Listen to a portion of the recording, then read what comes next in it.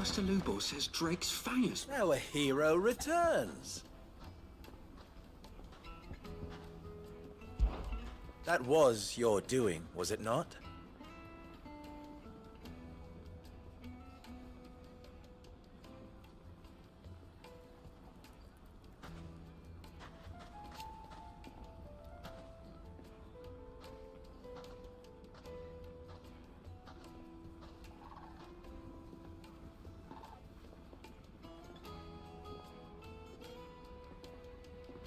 As for me,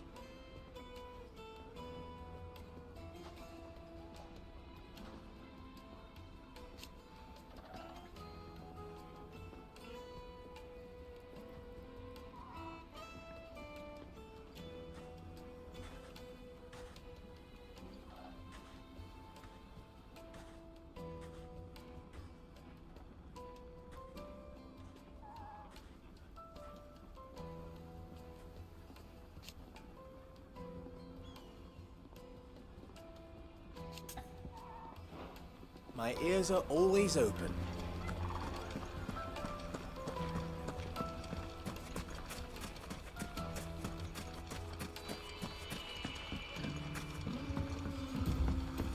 Looks like I found the river. Now where's Gav?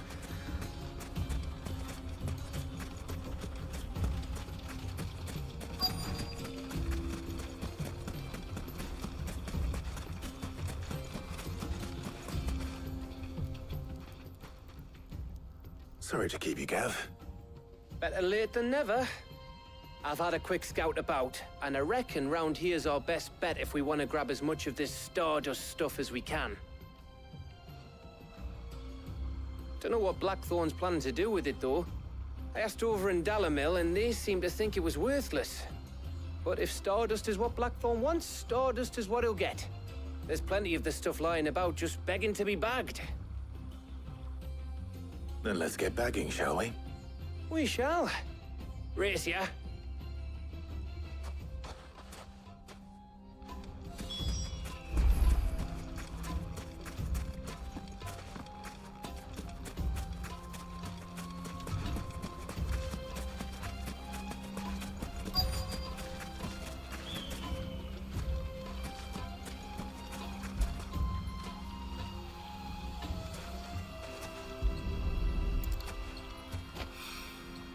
So this is Stardust. It just looks like black sand to me.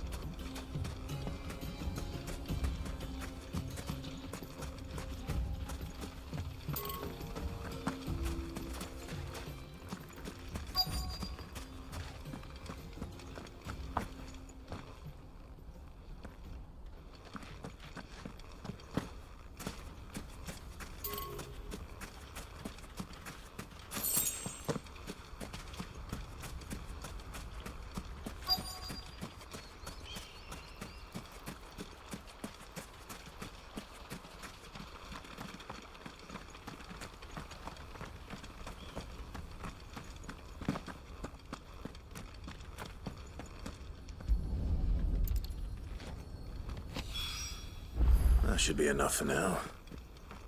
Let's see how Gav's getting on.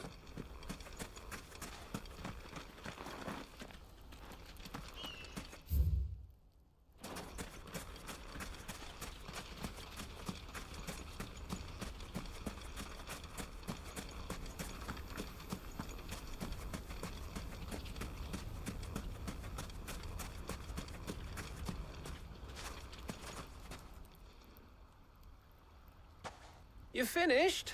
How much did you get? Enough. I hope.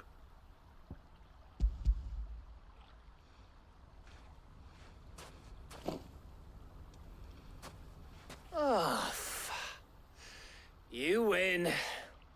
That might even be enough for old Blackthorn.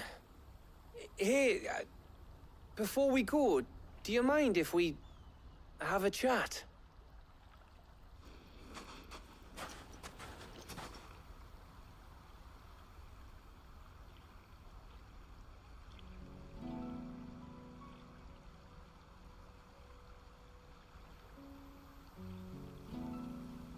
Feels like ages since we had the chance to talk. You know, man to man like. It does, doesn't it? Back when you first took Sid's name, we were talking all the time. Working out what to do in that. There was a lot to work out. And there still is. Those shoulders of yours starting to feel the strain. Hardly ever see you around the hideaway nowadays. Always on some errand or other. You can take a day off, you know. Was as the man who spends most of his time behind enemy lines. Only 'cause you keep sending me there. I know I can count on you, Gav. Likewise.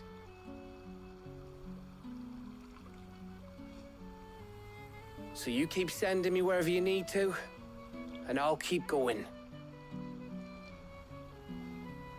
Safe in the knowledge that I have a home to come back to.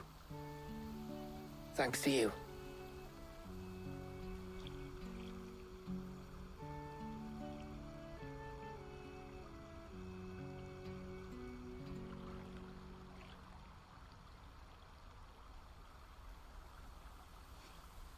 Right. That's enough soppy shite for one day. We'd better get this lot back to Blackthorn before he slings his hammer at someone. You go on ahead. And try to get some rest once you're there. Oh, I plan to. Believe you me. After Blackthorn gets what he needs, of course.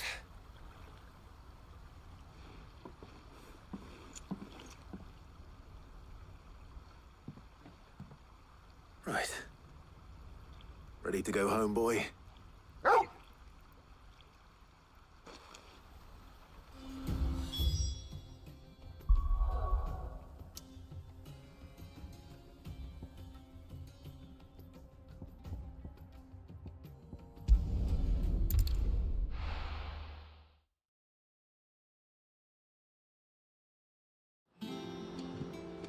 Let's hope this is all Blackthorn needs.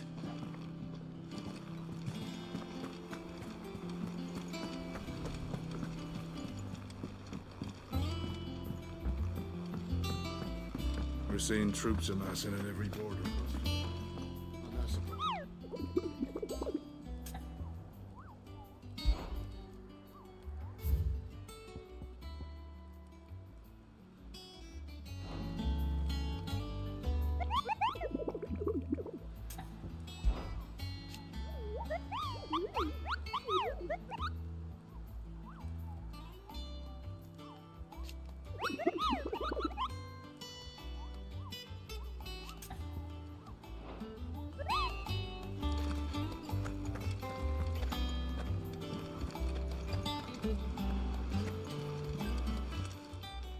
Fancy a look at the list, do you?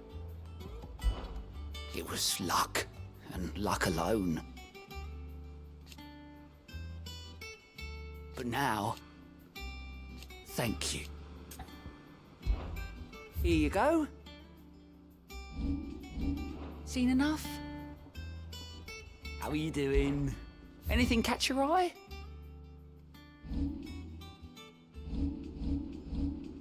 Always something in there.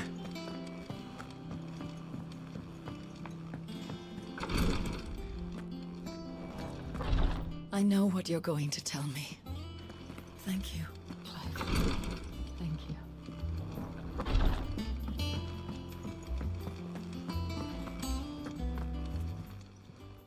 How may I help you today, Clive? Kuka. But when I close my eyes...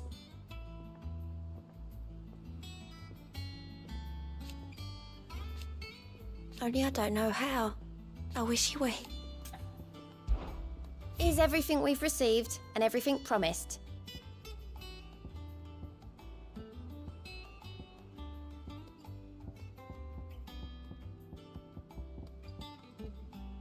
All done?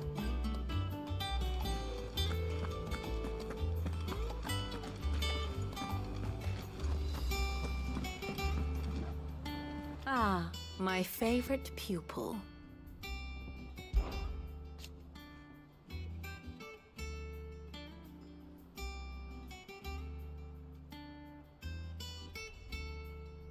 So what of its parliament? Which leaves but one man. How may I help you today?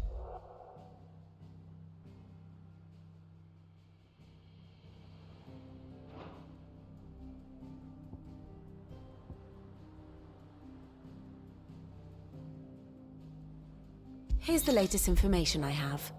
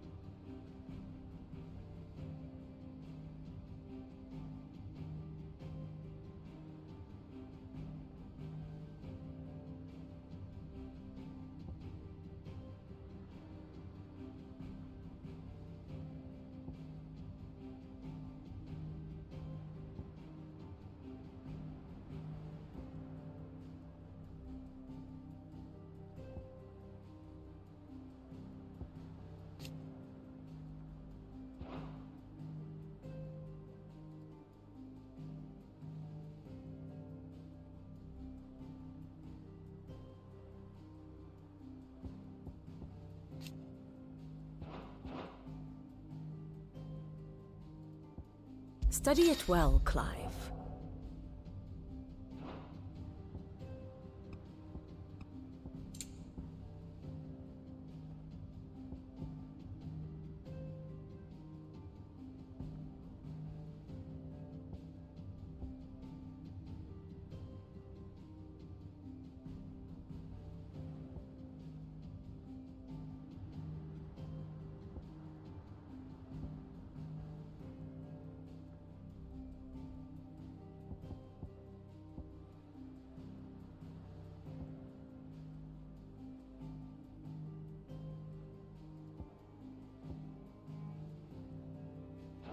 The state of the realm is ever-changing, Clive.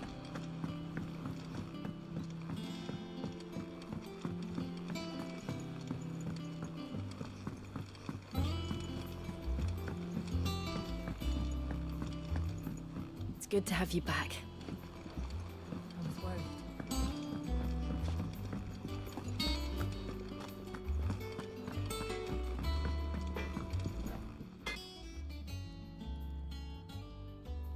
Blackthorn, got everything you need? Yeah. Yeah, I do. Cheers for the stardust. Should be enough to be getting on with. We should go out on maneuvers together more often. You'll be sneaking around on your tud all the time. I'll make a start on putting this thermal plating together then. It will take some time, mind. So if you've got other things to be getting on with, I could do without you breathing down my neck. Thank you, Blackthorn. I'll let Mid know construction's underway.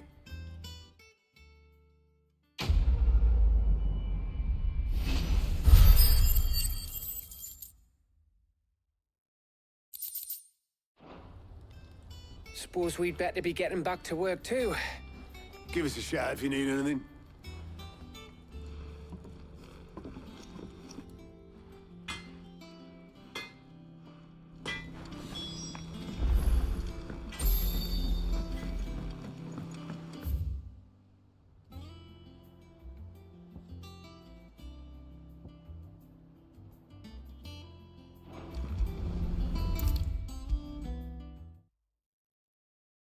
If I don't come up with something soon. You'll be pleased to hear that Blackthorn's started work on the plating. Excellent. 1 down, 2 to go. So, what's next? The helm, of course. For this, we'll be repurposing fallen scrap. Salvage from the ruins? I thought that material was all but impossible to work. Ah, but we don't have to. I'm sorry. Just so happens there's one particular ruin that's broken into exactly the right shape and size pieces for what we need. What's the name back there? I'll give you all the details. What's her name? Right.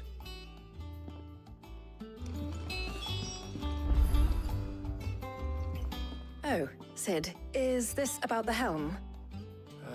Yes. Mid said I should speak with you. I'll show you the plans then. Here you see the mithril engine, in which mithril is burned to generate heat. That heat is then harnessed to produce motive force. Excess heat is dealt with by means of the thermal displacement stack, which disperses it into the surrounding air. Now, were we to rely on thermal plating alone to achieve this effect, the rate of excess heat buildup would far exceed the displacement coefficient of the plating. In other words, the reactor would overheat and eventually explode.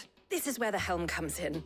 It connects to the plating, you see, and serves as a sort of thermal sink to absorb all that excess energy. Our experiments have shown that fallen ceramics are remarkably thermophilic. They can withstand and absorb levels of heat far above anything we are able to make today. And not only that, they're also waterproof and immune to rust, making them the perfect material for our protective hood. Why? If sea or rainwater were to enter the reactor proper, it would vaporize instantly. The forces produced would tear the ship from stern to... You can stop there. I understand. Mid said we might be able to use parts of a fallen ruin. Where would I find it? Ah, yes. It's in Lorbert's Pass, near Lostwing. The thing is, well, I probably should have arranged to have the pieces we need brought here sooner. You see, a certain unwanted visitor has taken up residence there. It's no longer a matter of just walking in and taking them. It's, going to be considerably more dangerous than that. I see. Then I suppose I'd better deal with this unwanted visitor for you. Would that help? Oh, very much. Thank you, Sid. I'll gather my team and head there right away. We'll meet you outside the ruins.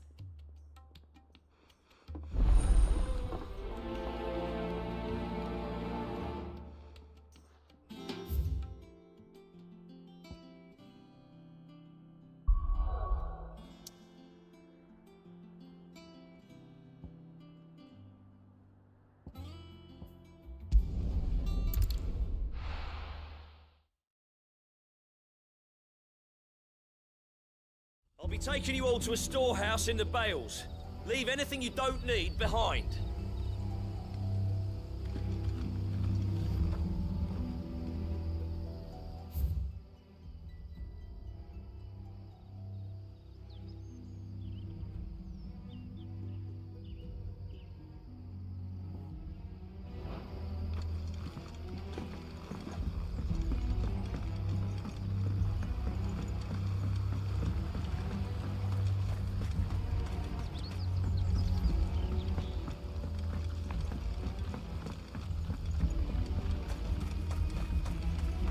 If you're ready, we leave at once.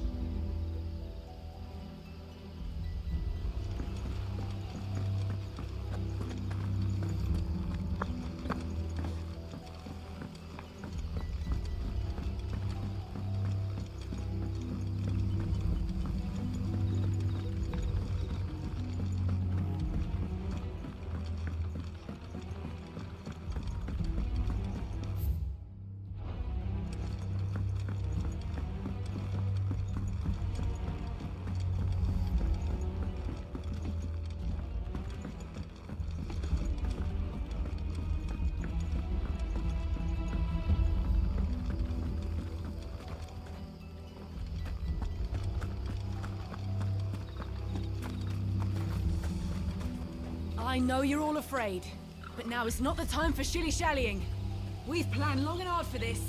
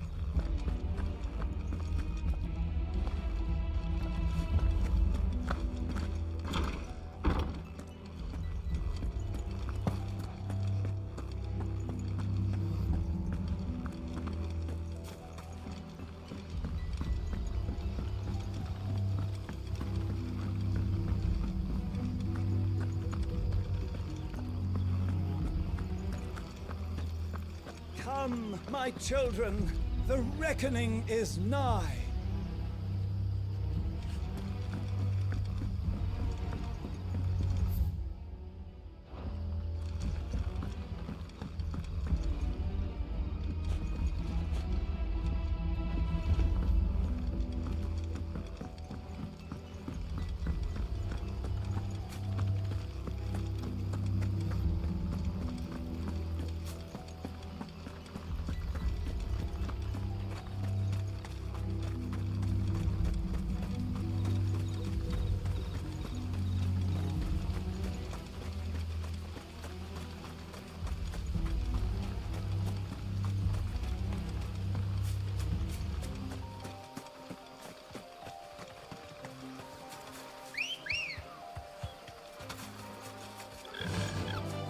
faster!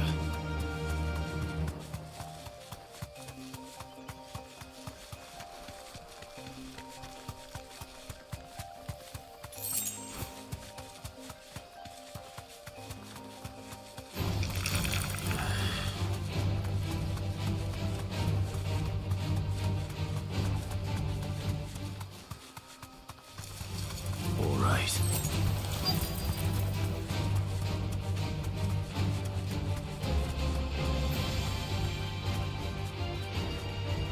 Thanks, girl.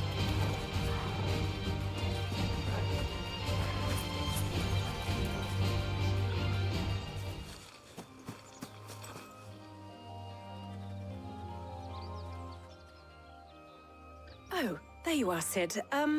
Thanks so much for coming. The, ruins are just over there, as is the creature I told you about, I'd imagine. Would you mind? Of course. I'll be right back.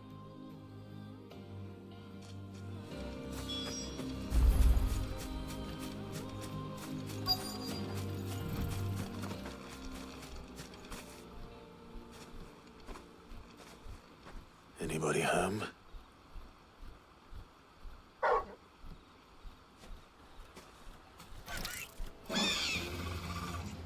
This must be our unwanted visitor. Time to go.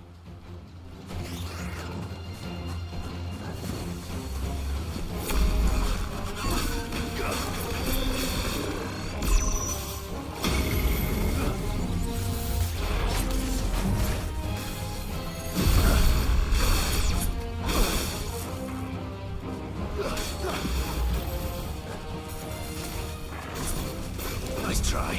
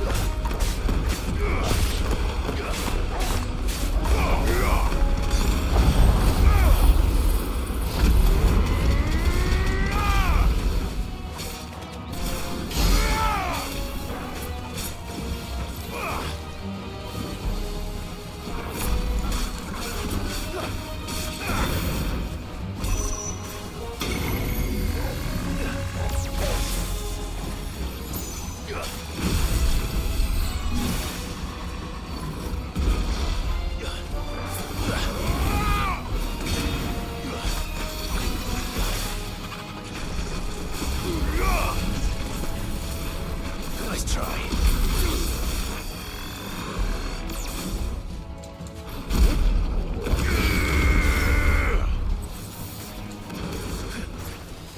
Nice try.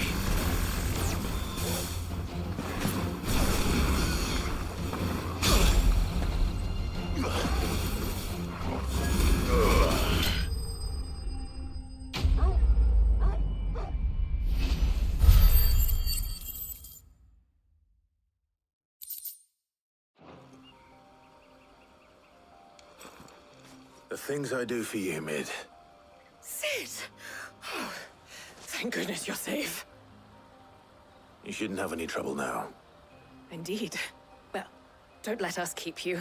We'll, see that everything is transported safely back to the hideaway.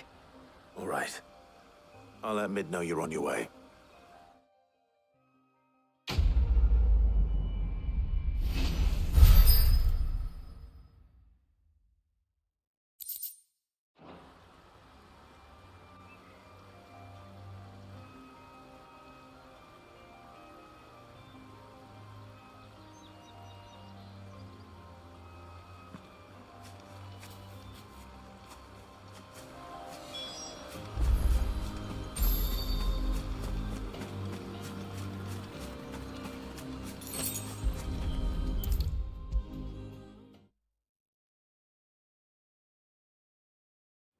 Come up with something soon. Mid, Helena has recovered the material for the helm. She'll be along shortly. Excellent. Another job well done. And just one remaining. Right. Right, the shielding. This one's a bit of a bugger. How so? The plating's enough to stop the engines going pop, but those things will still be spitting out enough fire to set the rest of the ship ablaze. Which is why you need proper shielding. A prison for the dragon's breath that's blazing away inside. I thought a triple thick layer of tempered steel might do it. Or more of the stuff that the Fallen use, but they'd both be too heavy. The helm and the plating are bulky enough as it is. Add any more weight and the whole ship would be at the bottom of the briny before we'd even started. I need something light. But I've racked my brains and I just can't think what would do it. Well, if I were in need of obscure knowledge, I know whose counsel I would seek. Harpocrates. Tomes? Yeah, well, I'd thought of that, obviously. I've got all the details written down here. Can you take this to him, see what he makes of it? Right away.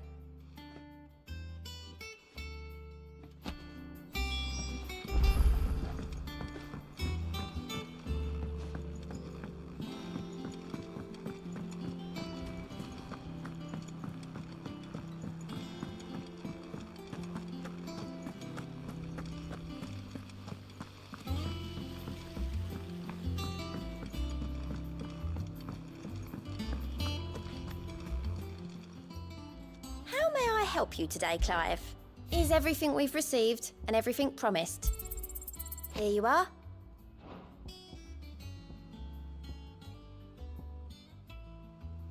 Best of luck out there, Sid. I'm seeing troops amassing at every border crossing.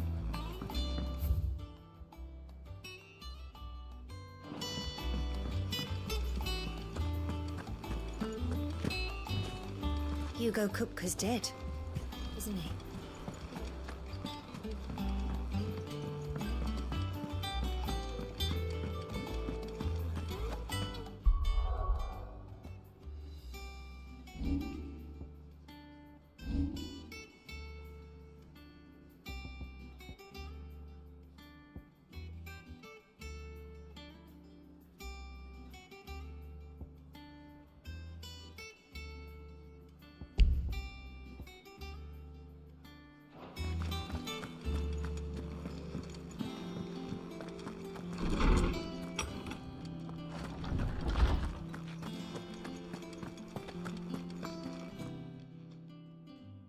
Harpocrates, do you have the moment?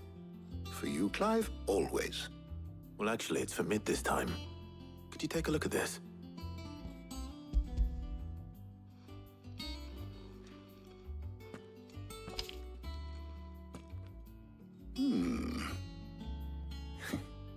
Shielding for a mithril engine? Whatever will that girl think of next? And what are these notes around the edges? She has some specific requirements for the materials.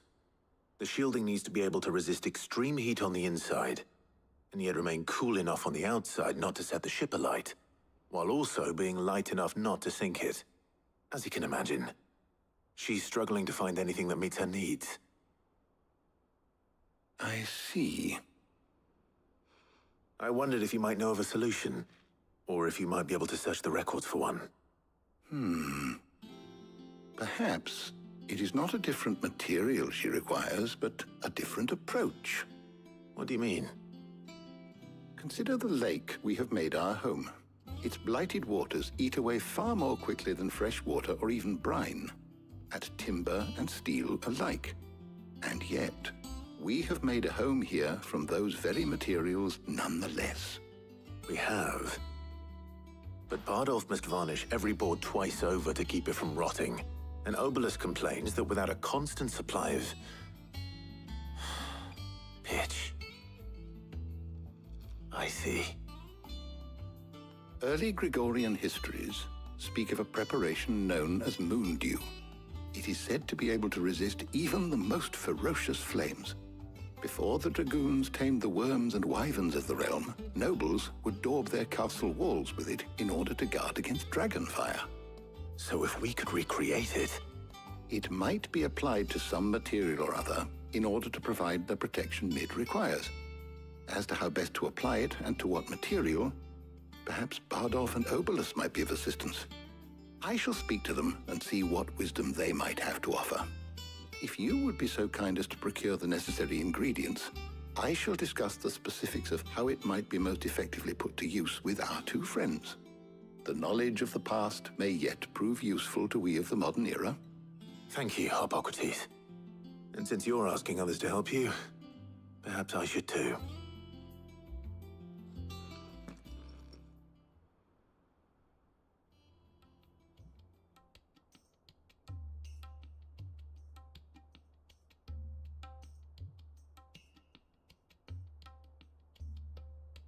So you need a hand, do you?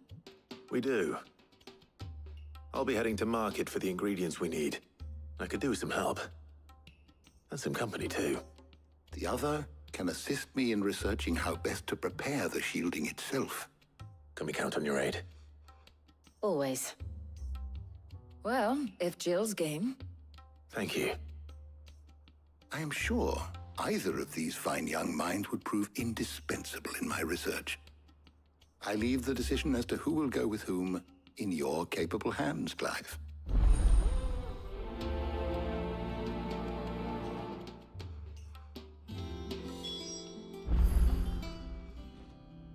So, Clive, have you made your decision?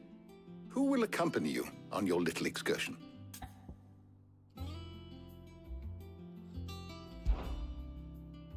Very well. So then, what do we need to find? I have taken the liberty of preparing a list. Here. White chocobo eggs. Pepio nuts. Are you sure this list is right? Everything on here seems very edible. I would have thought the ingredients would be a little more exotic. Though these items may seem mundane, they have potent effects that are rarely exploited, effects for which they were once highly prized. So much so, in fact, that they were harvested almost to extinction, hence moon dews having fallen from favor. Now, of course, they can be obtained with ease. You should be able to find everything you need at the market in Northreach. Is that so? I've been meaning to visit Northreach anyway. I'll set out now. Join me there when you're ready. I will. Until then. You two enjoy yourselves. You too, Talia.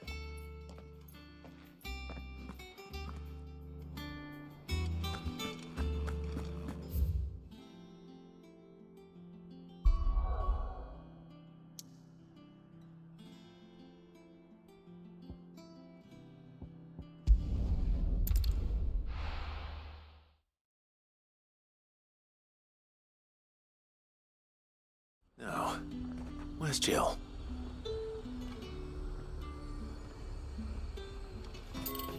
There's talk that the glass gate flood. Keep them pilchards nice and chilled. I won't abuse. Those Pepio nuts? You can never tell. How goes the hunt for ingredients? I've only just started. I'm sure everything we need is somewhere amongst all these stalls, though. Why don't we split up and see? We'll take a couple of ingredients each. All right. What am I looking for? How about you look for the Pepio nuts and some garlic? I'll find the other things we need. We can meet by the gate when we're finished.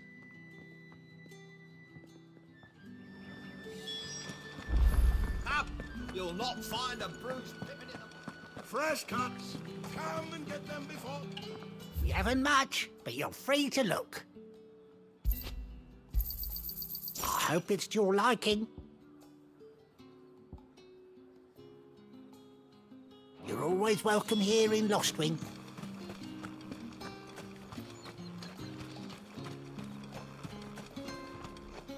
What do you want? And? If that's what you want. Go on. Take it. That's everything. Let's see how Jill's getting on.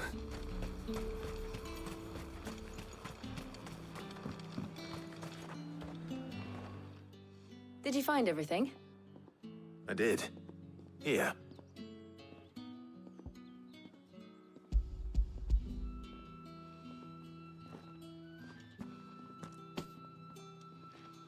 Garlic and pepio nuts. Perfect.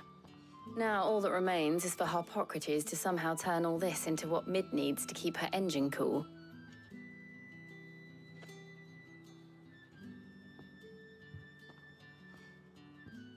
But before we head back, would you walk with me a while?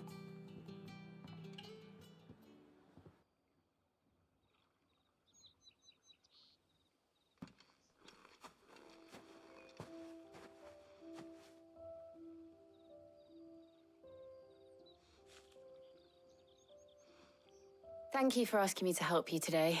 It makes a nice change. It does. It's good to get away from all the battle and bloodshed for once. Just being here reminds me of when we were children. Do you remember? Walking down Market Street in Rosalith, taking in the sights and smells. How could I forget? What with Torgal's antics.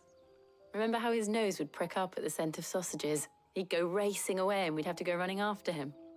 We wouldn't catch you now, would we, boy?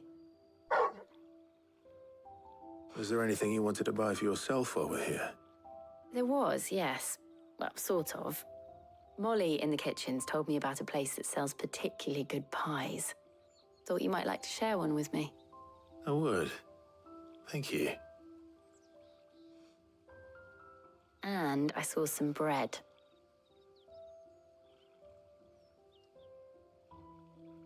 Big white cobs like the baker back in Rosalith used to make. What do you think? I thought we might get some soup to dip it in.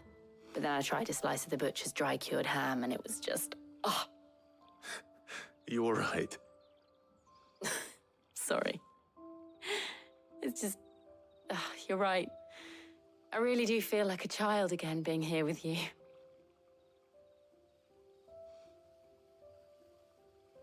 Clive. Is it wrong of me to enjoy this? No, Jill. This is how life should be.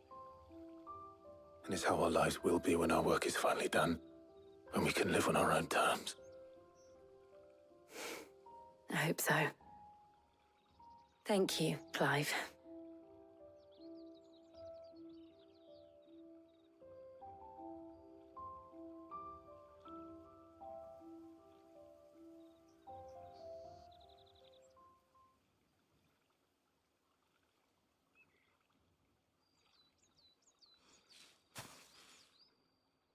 Well, I suppose we best be getting back.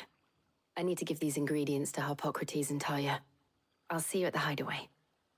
Take care. I will. You too.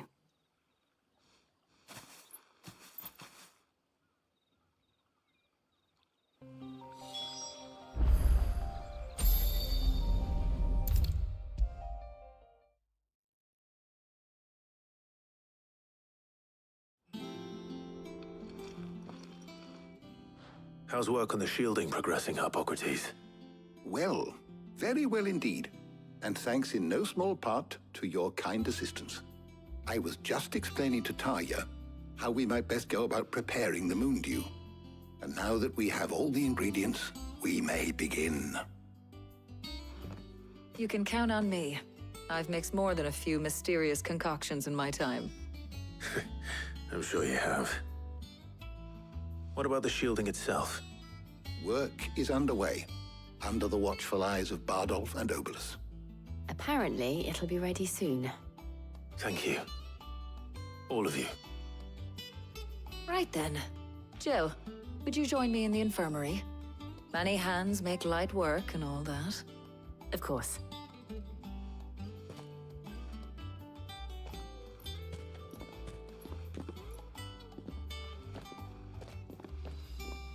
Oh, and Clive, thank you. It was nice just being with you.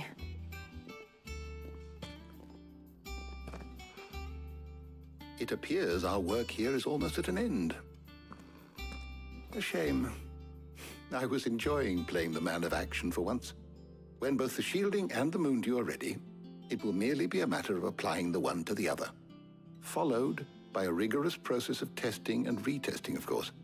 Perhaps Someone ought to warn young Mid of that. Leave it to me. Thank you, Hippocrates.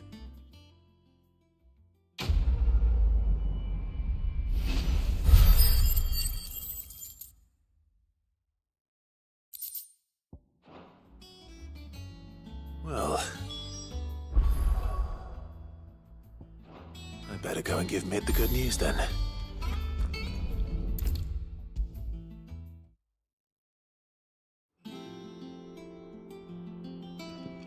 Sorry to keep you waiting, Mid, but you'll be pleased to know that work on the shielding is underway. You found something for it? In a manner of speaking, Hippocrates knew of a substance that's highly resistant to heat, a coating that should provide the protection you need. He's supervising the construction and testing of the shielding as we speak. Brilliant! I knew you wouldn't let me down. Don't thank me. I'm just the errand boy. Right then, better start working out how to bolt all these bits together. To the Black Hammer!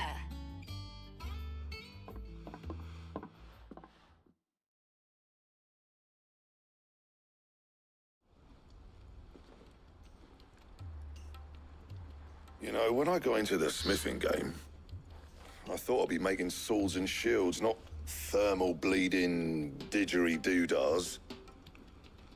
Displacement stacks. Same difference. Whatever you call it, I ain't putting it together in here. It's cramped enough as it is. Let's take this outside. Mid, you get all the parts lined up on the deck. I'll take care of the rest. On my way! Oh, and bring me the biggest hammer you can find. This is gonna require some precision walloping.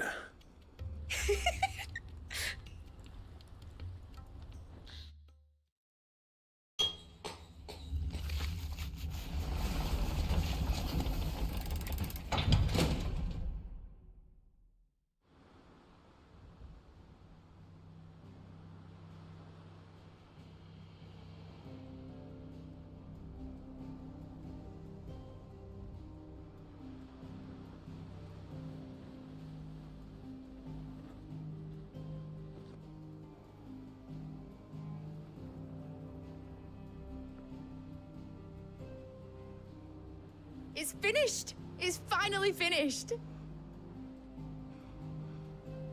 Thank fuck for that. I'll be feeling my hammer arm for weeks. Thank you, Clive, Blackthorn, everyone. That's one down and just 3 more to go. I'm sorry. Oh, didn't I tell you? The Enterprise has 4 mithril engines, and we'll be needing a displacement stack for each. You don't mean... Don't worry. Now they've got a finished one to work off. My gang in Canva can build the rest. Good luck to them, I say. Right, I'm off to get a sling for this elbow. Any other work comes in, keep it to yourselves, eh?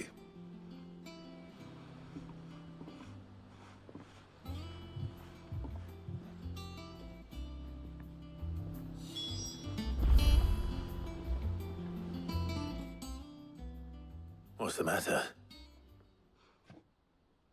Nothing. Just daydreaming. Thinking about the Enterprise sailing off over the horizon to shores unknown. Searching for a land untouched by the Blight. Just like me and my dad planned. So if the worst came to the worst and every scrap of soil in the Twins turned black, we might still have a chance. That's what she was meant to be. You see, one last chance just in case we needed it. But now she's so close to being finished, I've realized I don't want it to be that. I don't want it to be just a lifeboat for us to cling to if things get desperate. I want people to sail aboard her by choice, not from the lack of it. In a world where we're not just trying to survive, but where we can actually live. I'm working on that. And I'll do everything I can to get you what you want. Don't you always? All right. My mind's made up. As soon as the Enterprise is fit to sail, I'm putting her under your command.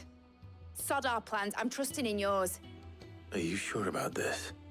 Something tells me it's what my dad would have wanted. He'd be proud of you.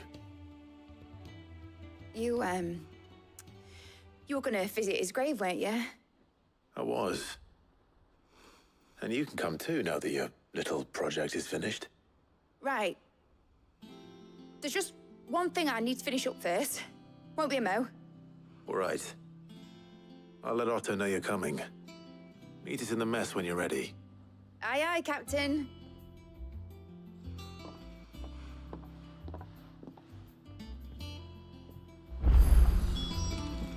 Mid told me she was building a ship.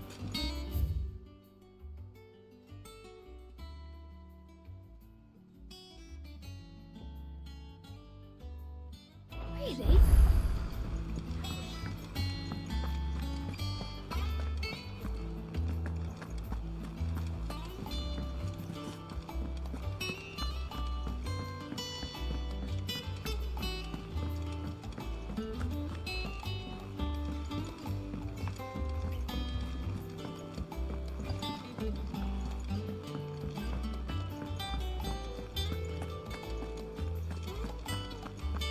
He cracked the crystal too. You're joking.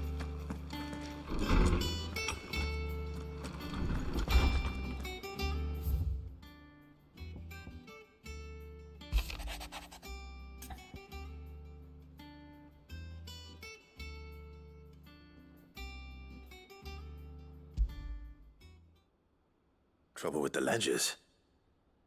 Shouldn't he be asking Otto for help?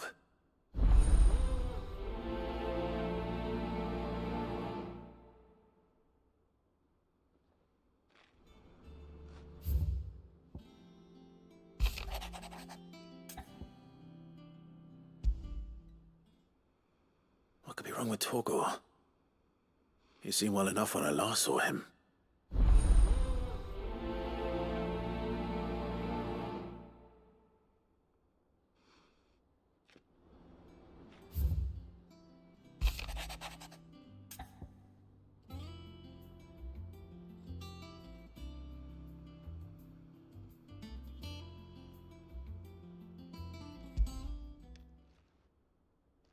Hopefully it's nothing. But I should speak to Blackthorn just in case.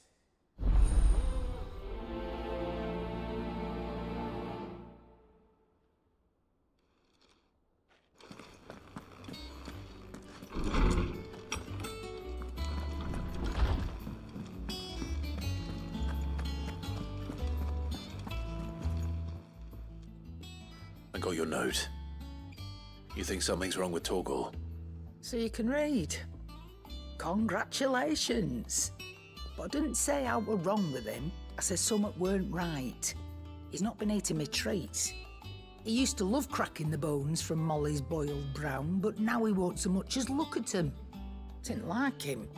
Which is why I'm of a mind that his mind's on something else. You've not been working him too hard, have you? No harder than usual. Is that it, boy? Do you need a rest? What was it you said he was? A frost wolf? That's what the lawsman seems to think. Then maybe this all has something to do with whatever it is that's woken inside him. I suppose things have been different since Rosalith. Perhaps Hippocrates knows something. Instead of everything, you mean? Perhaps.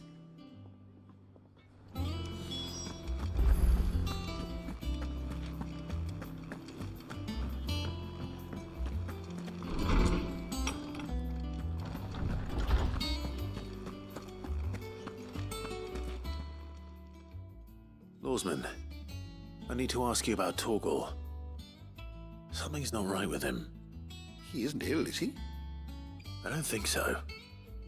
But according to Lady Karen, he seems to have lost his appetite, which is certainly a new development. She says he's hardly been touching his bones of late, and she believes it may have something to do with what happened at Rosalith Castle. I rather think she might be right, though not about his appetite. All canids are instinctively inclined to crack open bones for the rich marrow that resides within, and I see no reason why a frost wolf should be any different. Accordingly, I suspect it is not a lack of appetite that afflicts Torgor, but a surfeit of it. If we assume that his newfound magics require additional nourishment to sustain. It may well be that the bones Lady Karen is accustomed to providing are no longer sufficient.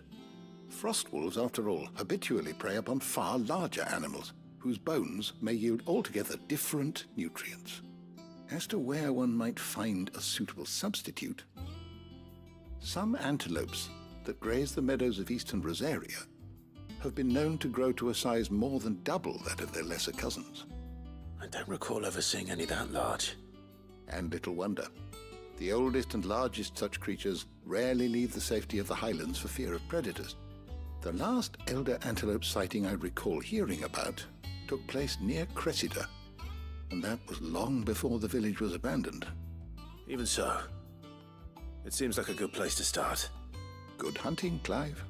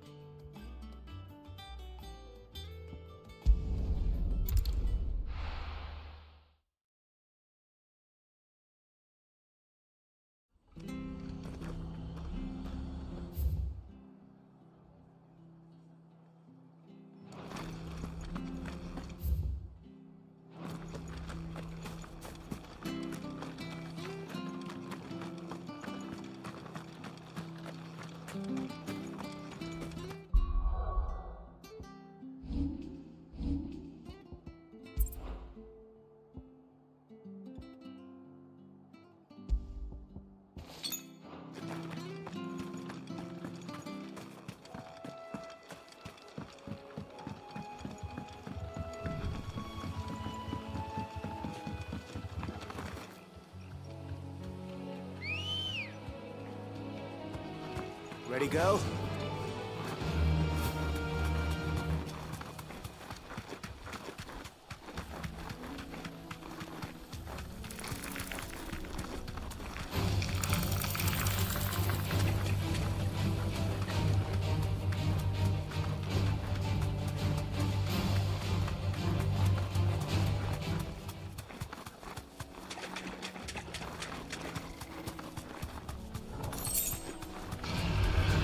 Back. Well, it's certainly quiet. If I were a giant antelope, it would seem like just the place.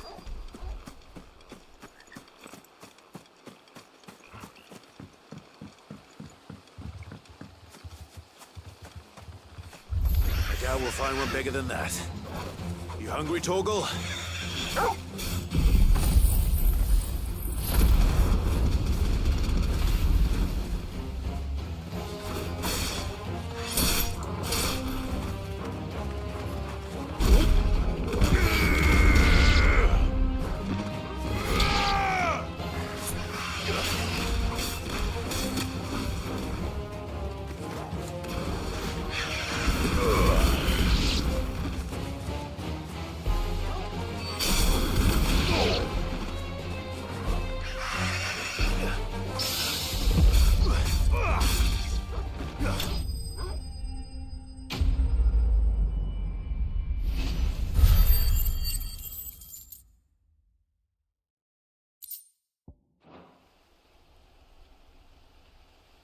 Now,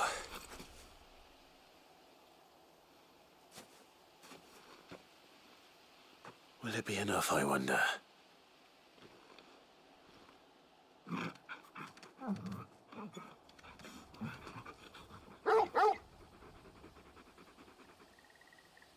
I say that answers my question, which means we owe the lawsman our thanks. You're just a big puppy, aren't you? A very big puppy.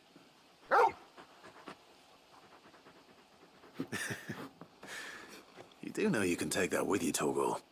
Lady Karen will be relieved to hear you've got your appetite back. Come on, boy.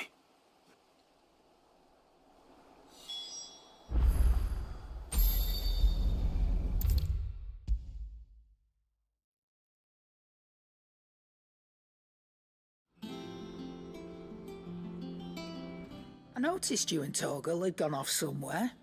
Take him for a walk, did you? You could say that.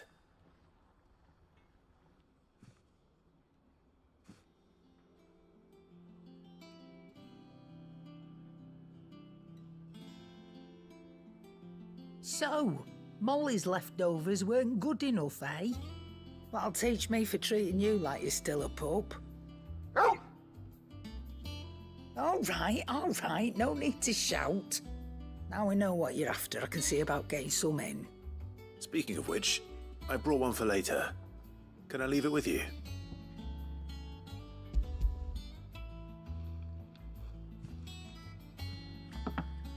You can, aye. I'm nice like that. In return, you can thank Tomes for me. The bloody know-it-all. I was just on my way to see him.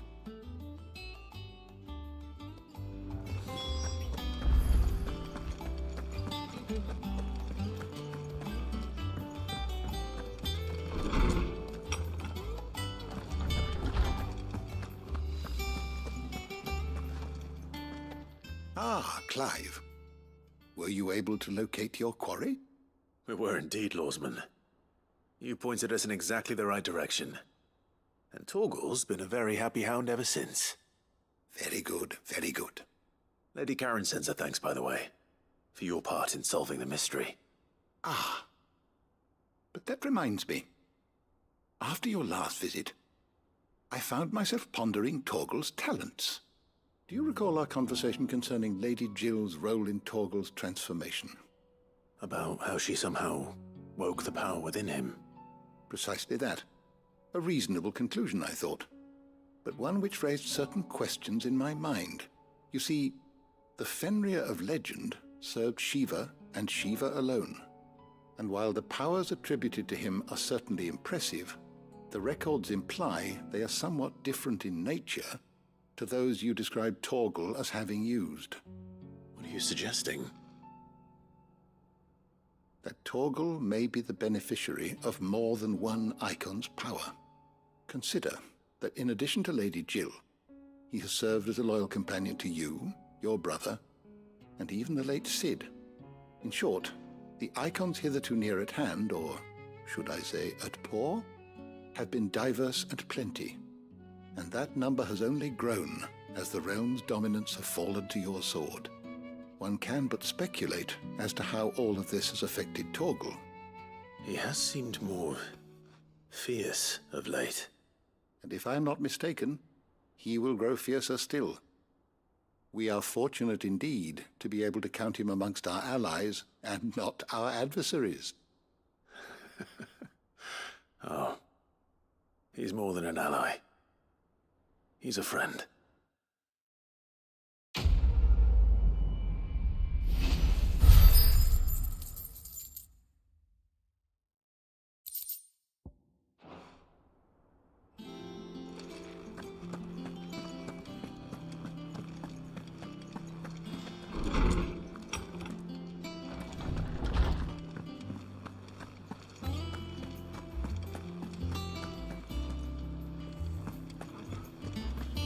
I heard what you told Nan about Kupka. Hopefully all our old friends can rest easy now. Blackthorn, do you have a moment? Not really, no. This won't take long. I just wanted to ask how you're getting on. August was worried about you, that you might still be doubting your craft, even after learning the trick of that cuirass. Is there something else weighing on your mind? Perhaps sharing your thoughts might help. That bastard's like a dog with a bone. Still, you've got a keen eye, I'll give him that. He's just, well, Karen showed me something. Something I've never seen before. And that was? A sword. An odd-looking thing with a single-edged blade. The metal itself wasn't anything to write home about, but fuck me. The edge on it. You could slice a man clean in two with a weapon like that, and he'd be halfway home before he even realised he'd been cut. So that's what's troubling you? Nah. Not troubling me exactly. More distracting. Can't stop thinking, how do you get an edge that sharp? It's driving me mad. And if you knew how to do it, we could arm the curse breakers with even better blades. That's about the size of it, yeah. I'll see what I can find out. Sharper swords are always welcome. And we can't have our master blacksmith being distracted. You're a soft touch, you know that. But I can't say I'm not grateful for it. Good luck, eh? Thank you. Let's see what Karen knows about this sword.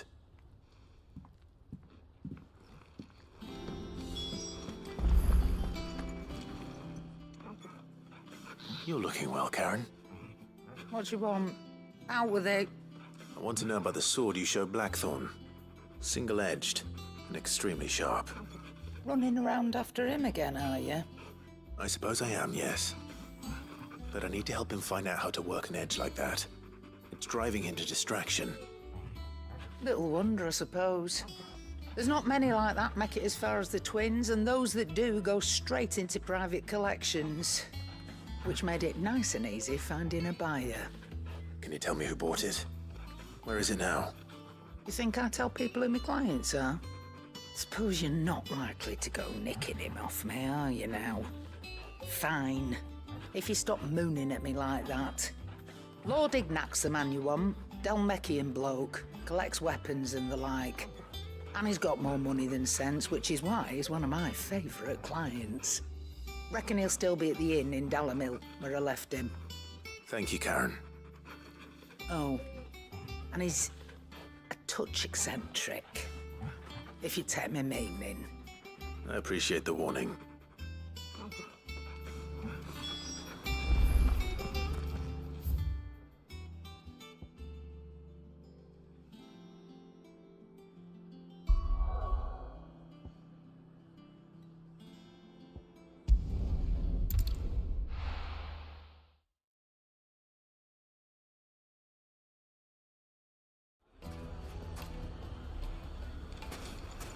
People take notice of wealthy men.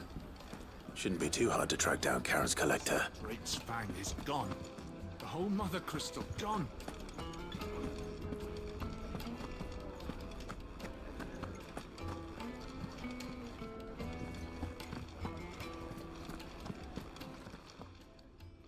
My reputation will be ruined! Ruined! Calm yourself, Lord Ignac, I beg of you, before you do yourself a mischief. Pardon the intrusion, but... Out! Get out! I paid for these rooms so I wouldn't be disturbed. Leave me be! Please, allow me to apologize. His lordship is going through a difficult time, and he's never been fond of guests arriving unannounced. Radim! Get rid of the filthy oaf this instant! Very good, Lord Ignac. Would you mind stepping outside for a moment?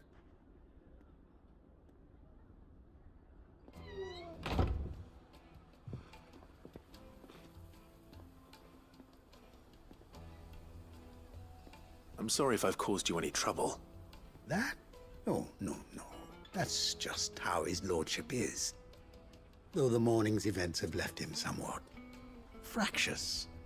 He has been dispossessed of his luggage, you see. The thieves also made away with a considerable amount of coin. Coin the innkeeper will soon be keen to collect. I don't suppose a certain blade was among the stolen items. A single-edged sword. It was purchased from a merchant friend of mine. Ah, you know Lady Karen. Yes, I'm afraid it was. Then I'll retrieve Lord Ignac's luggage. But I have one condition. You have but to state it. You are welcome to anything that is within my power to grant. I want an audience with Lord Ignac. A few minutes should be enough. Then I'll be on my way. A condition I would be a fool to refuse. Of course, you shall have your audience. I don't suppose you saw where the thieves went? I did not, no. Though some discreet inquiries made on his lordship's behalf mean that I know where you might find them.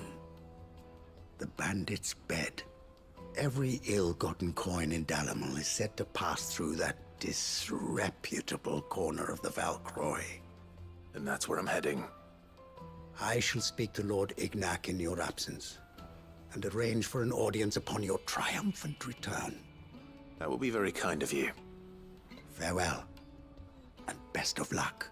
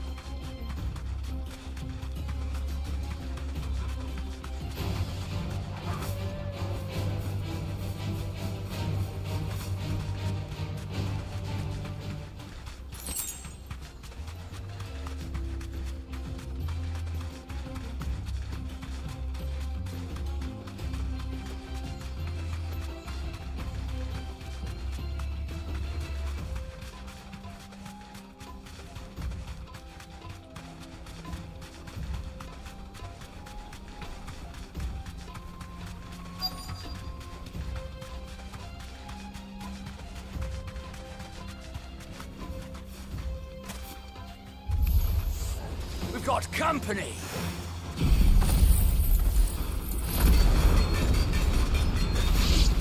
Come on, lads, let's tear the bastard's head off!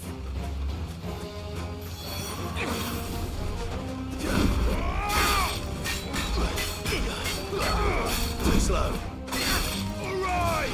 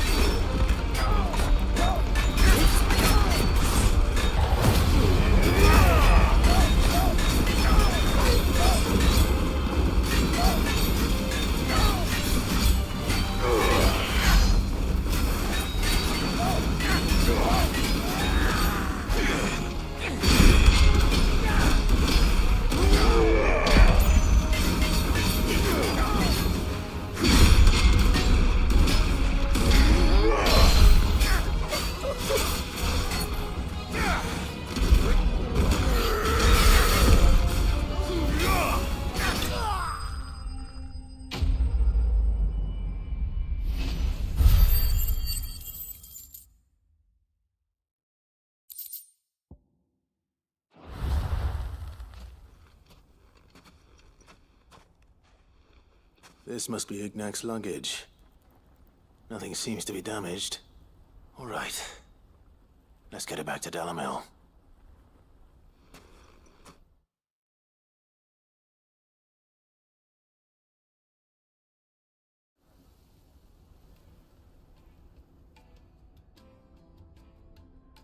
I hear I have you to thank for the return of my effects. What shall I call you, my good man? Wyvern. Glad to make your acquaintance. A formidable name indeed. Well, Wyvern, I appear to be in your debt. Redeem here tells me you wished for an audience. Is that all? A few moments of your time should suffice, yes. You're a peculiar fellow, Wyvern. All right, speak. Master Wyvern was wondering if you could tell him about a certain single-edged sword you recently acquired. Oh, a true work of art, that one. Karen drove me hard on the price, but I would have sold her Radim here to get my hands on that sword. It was made in the Outer Isles, far beyond the Twins, and is used exclusively by the practitioners of a unique school of swordsmanship. They believe no combat should ever exceed a single strike and hone their blades to such perfection that none ever does. Each sword is made for that one perfect stroke, and for that stroke only. They crack upon a second blow. There's a brutal sort of beauty to it, really. But how do they hone such an edge? Fine question. Why, they use a whetstone, of course. Whetstones, rather. A whole array of them, ranging from the coarse to the fine. 10,000 licks with the sharpening stone, then 10,000 more. But it is the final stone which lends the blade its legendary sharpness. A mineral quite foreign to this great realm of ours. And that is the key. The secret ingredient. Wyvern, it occurs to me that my little lecture is hardly equal to services rendered. Take this, together with my regards. The very stone of which I spoke, far rarer among collectors than even the blade itself, and a far more fitting payment. Thank you. Pardon the intrusion, my lordship. However, it is long past time we prepared ourselves to depart. So it is. I am locked in bitter competition with a rival collector of curiosities. I am one step ahead of the unscrupulous scoundrel, but he is hard at my heels. Are there many other collectors out there?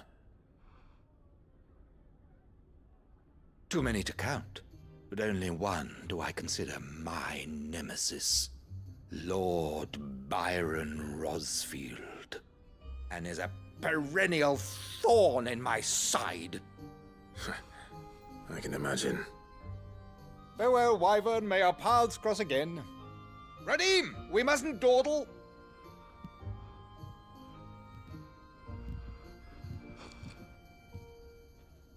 I think his lordship is rather taken with you, Master Wyvern. Thank you again for your assistance. Coming, my lordship. I'll be right there.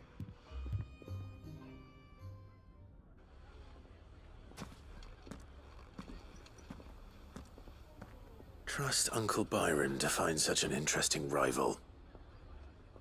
Now, let's see what Blackthorn makes of this whetstone, shall we?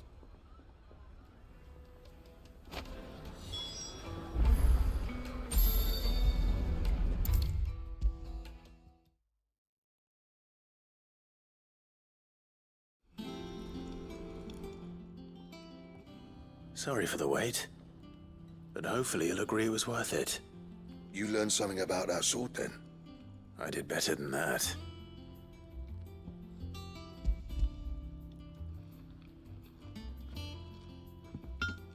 A whetstone? Yes, but not one you'll find anywhere in Valisthea.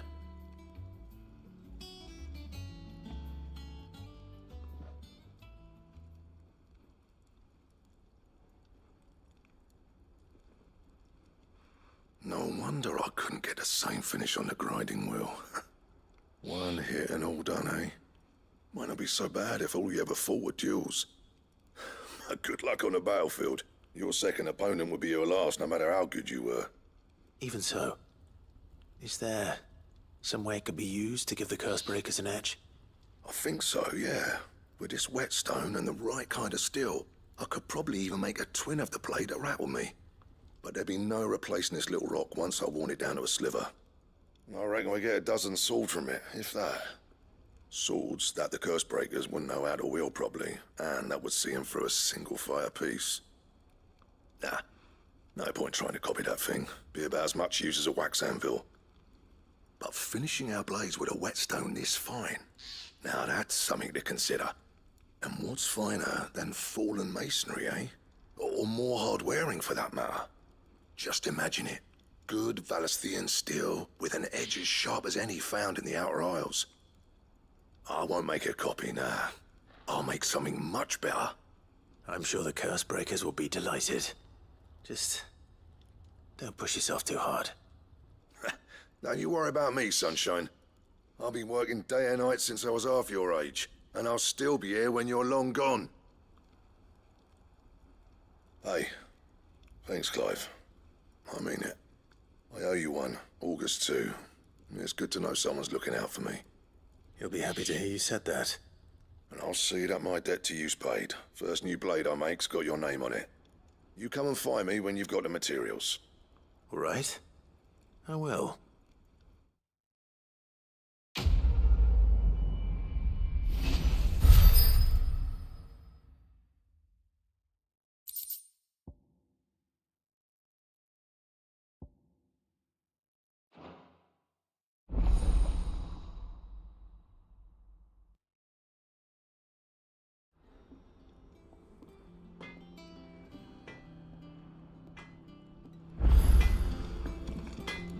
Back, are ya? Not saying Fordian, do you?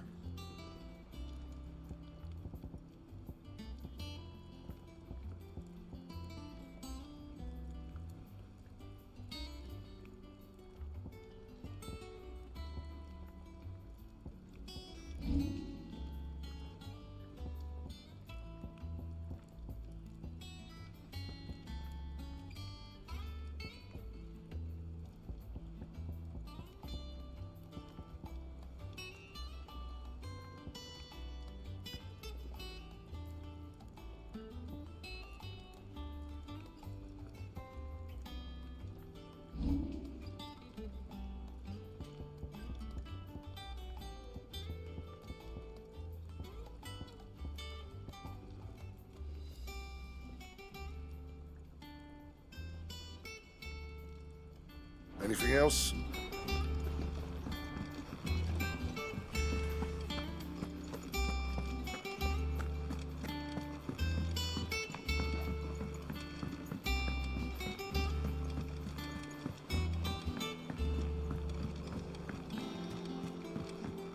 They told me she was building a ship.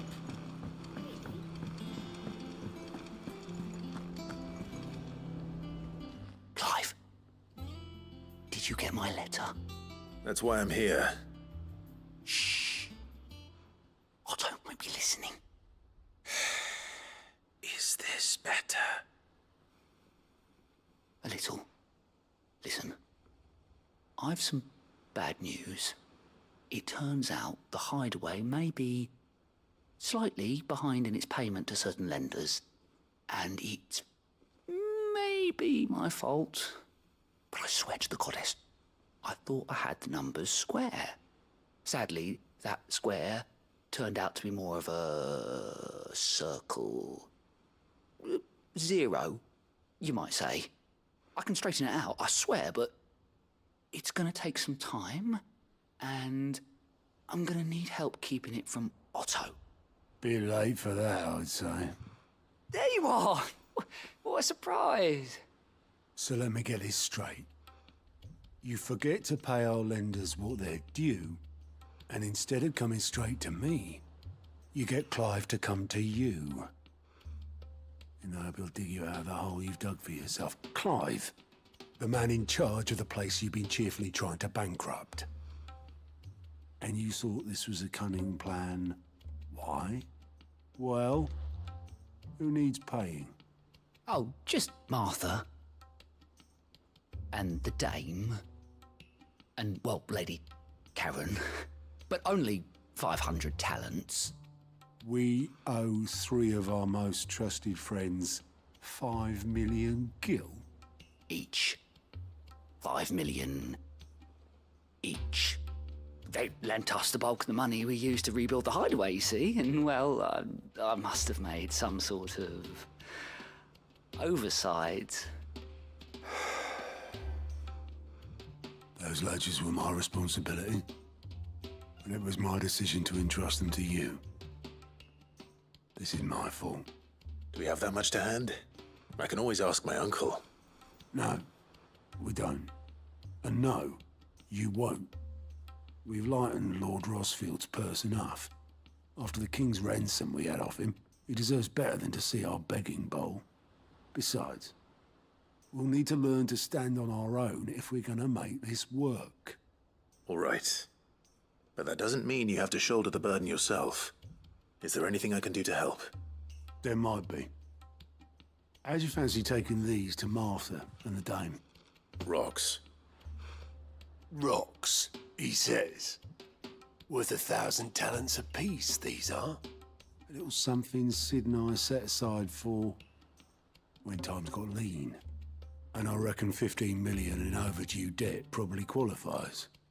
I just hope our associates' eyes are a bit more discerning than yours. I'm sure there will be. Should be me making the rounds, really. But you know how it is with this place. Orders to bark, arses to wipe, and all that. I know.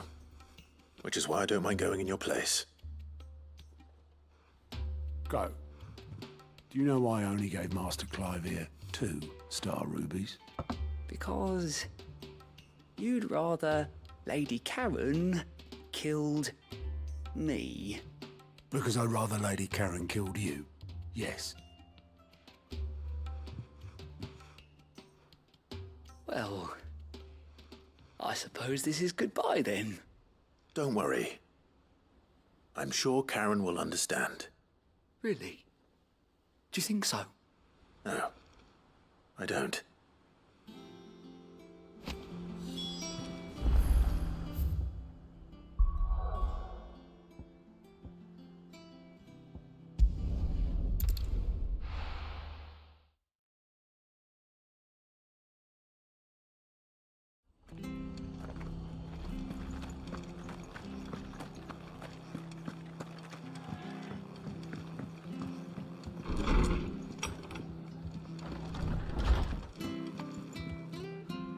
Clive, we weren't expecting you. I wasn't expecting to be here, but it seems we still owe you a considerable amount of coin for your help with our rebuilding efforts. And though I doubt it's what you were expecting, we were hoping you'd take this as payment.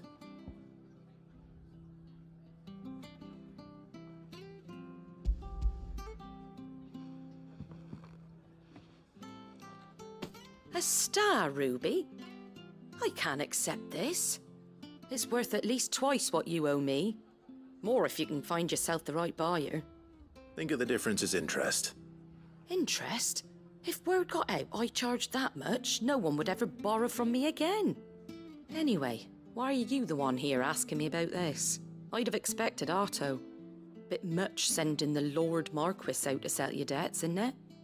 The old goat working himself to death again. Something like that. Most days I think he's the only reason the hideaway's still standing. Same as always, eh? Back when the place was nothing but a twinkle in the eye of a recently retired Lord Commander, word is he was the first one Sid reached out to. Probably knew that without his strong arm and level head, the idea would never get off the ground. Sid may have been the face of the hideaway, but Otto's always been the backbone. And when Sid passed away, we were all worried that would be the end of it. That Otto would just give up. His death was hard on everyone. But it must have hit Otto hardest of all. But he didn't give up, did he? Quite the opposite, in fact. If I recall, he was the one who nominated you as Sid's replacement, and rallied the rest around you. I reckon what he saw in Sid, he saw in you too. And don't we all? Doesn't hurt that you're half as stubborn and twice as handsome, neither. That, and you keep good company. I suppose I do.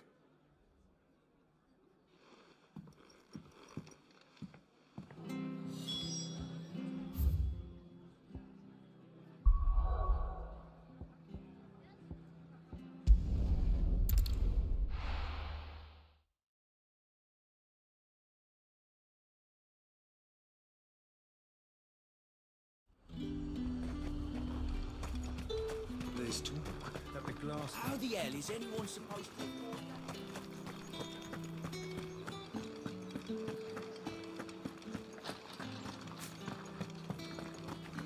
Did you hear?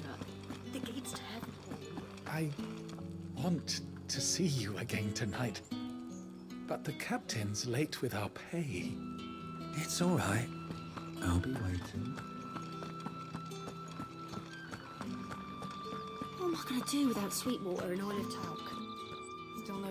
Milady, I come bearing gifts. Gifts? Whatever is the occasion.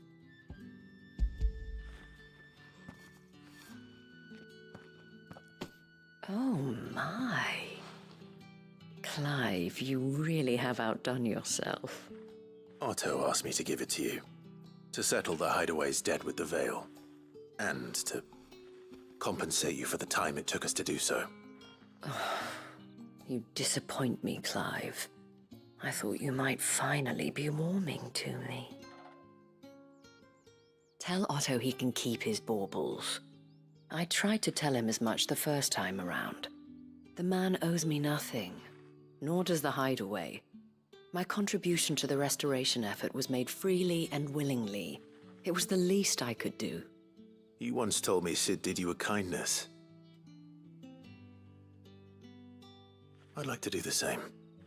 Please, accept it. For my sake. And for Otto's. For all of us. For all you've done. It is rather fetching, isn't it? Very well. Otto is lucky to have you, Clive. I doubt anything could ever replace his son. But you and the others at the Hideaway are the closest thing he has to family. Otto had a son. Long ago, yes. Sid told me Otto lost him when he was just a boy, and blamed himself for not being able to stop it. I don't know how it happened, whether there was anything he could have done, but it was clear that it weighed heavily on him. I didn't know. How could you have? I doubt anyone did. Besides Sid, I've never met a man more keen to bear his sorrows in stoic silence.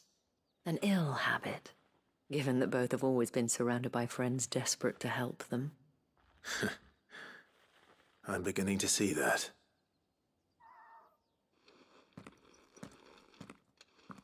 Go will want to know the stones were delivered.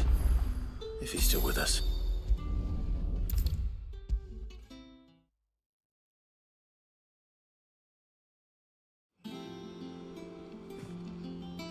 Goat. Still alive, I see. So Lady Karen accepted the ruby. Ah, about that.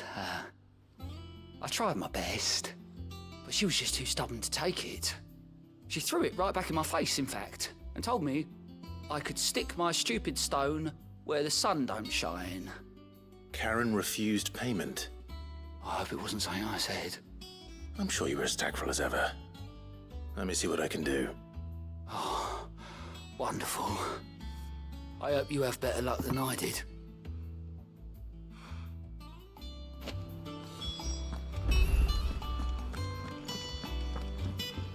Ned told me she was building a ship. Is that the thing Tomes helped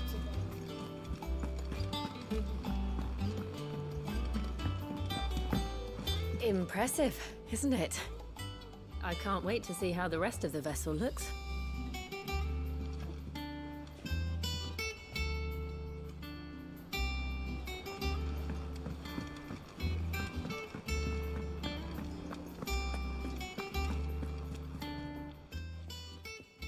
Lady Karen, Goad tells me you weren't happy with our offer.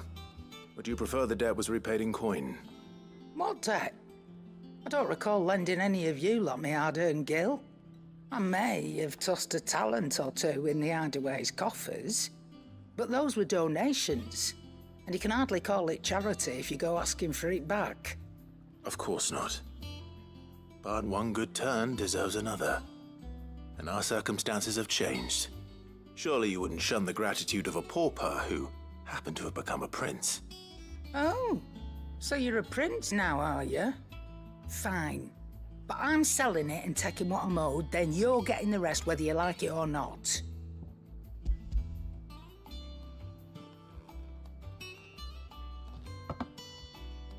Where'd you even get this?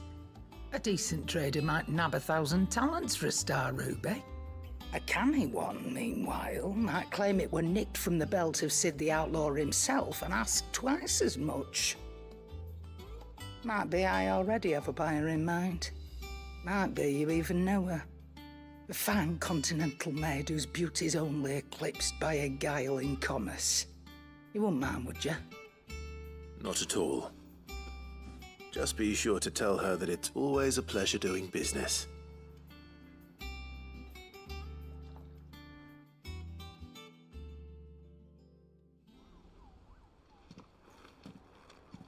I hear you ended up delivering all 3 stones. Thanks to this lump. I sometimes wonder what I pay you for. Speaking of which, I still haven't been paid last month's wages. Oh, so you remember what's owed to you then? Get your ass behind that disc of yours and don't get up before those ledgers are square. Right away.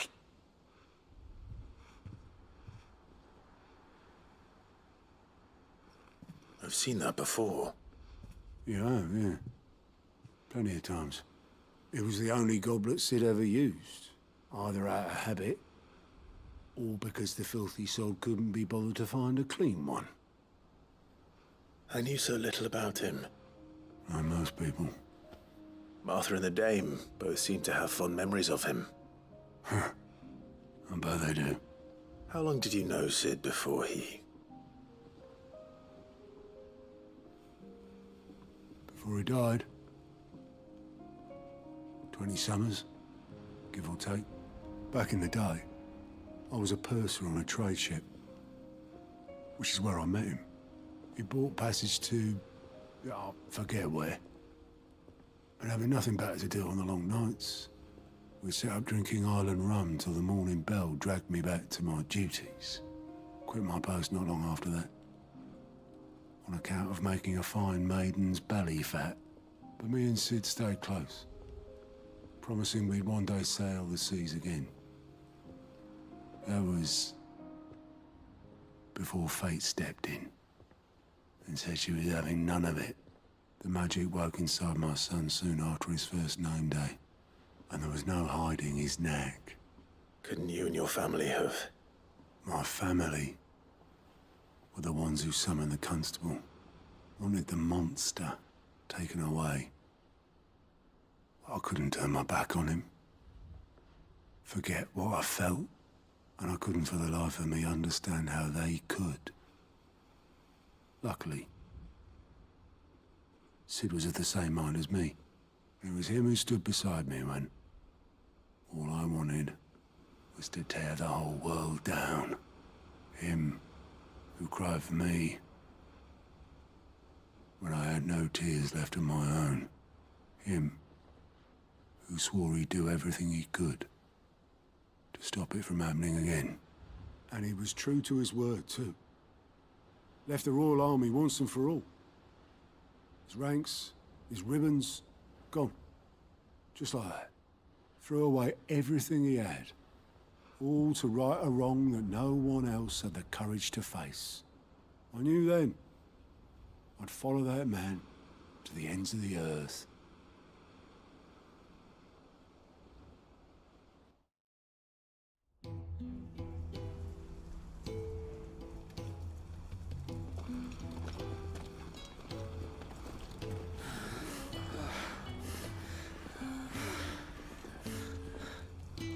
He was always too clever for his own good, was Sid. Saw the world for what it really was, while the rest of us were content to go along with the lie we were shown. And it can't have been easy, bearing that burden alone.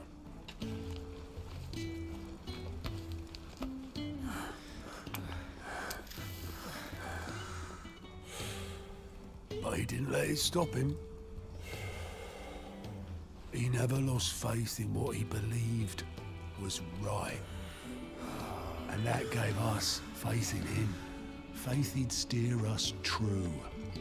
So I swore to myself that I'd always be right behind him, ready to catch the stubborn sod, if ever he should fall.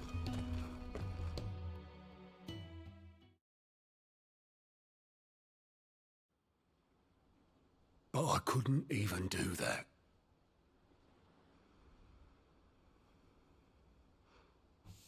Ignore me. Just the ramblings of a tired old man.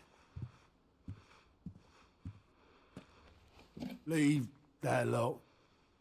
I'll tidy it up in a bit.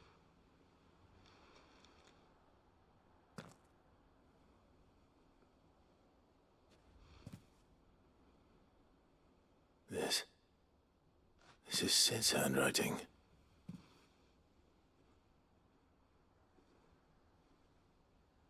Dear Otto. I may be drunk, but I wanted you to know this place would be fucked without you. Love you, you grumpy old sod.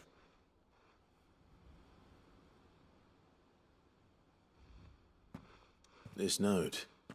Hmm? What about it? Sid was right.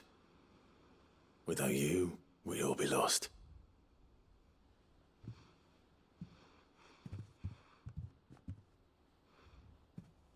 He should have bloody well said so then.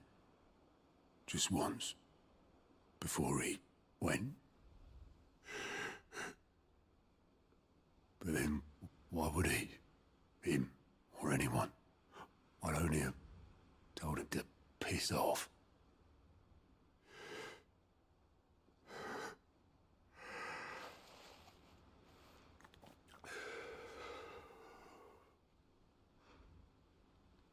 You're wrong, though. Both of you. It was never just me keeping the hideaway afloat. It was all of us. I just shoved people in the right direction. I barely seem to be able to do that anymore.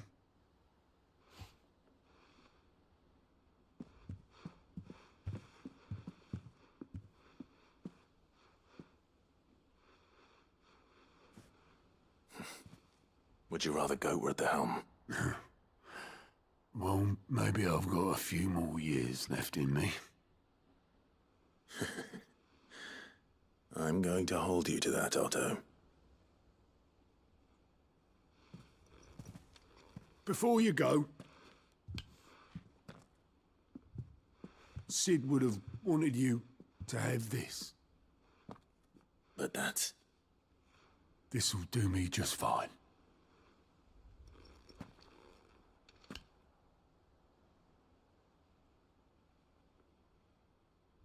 Thanks for the ray of sunshine. I'll see if I can't pay you back. Already have.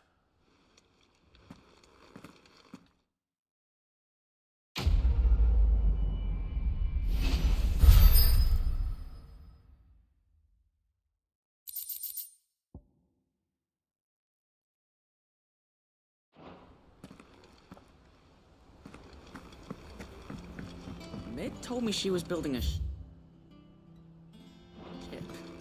Really?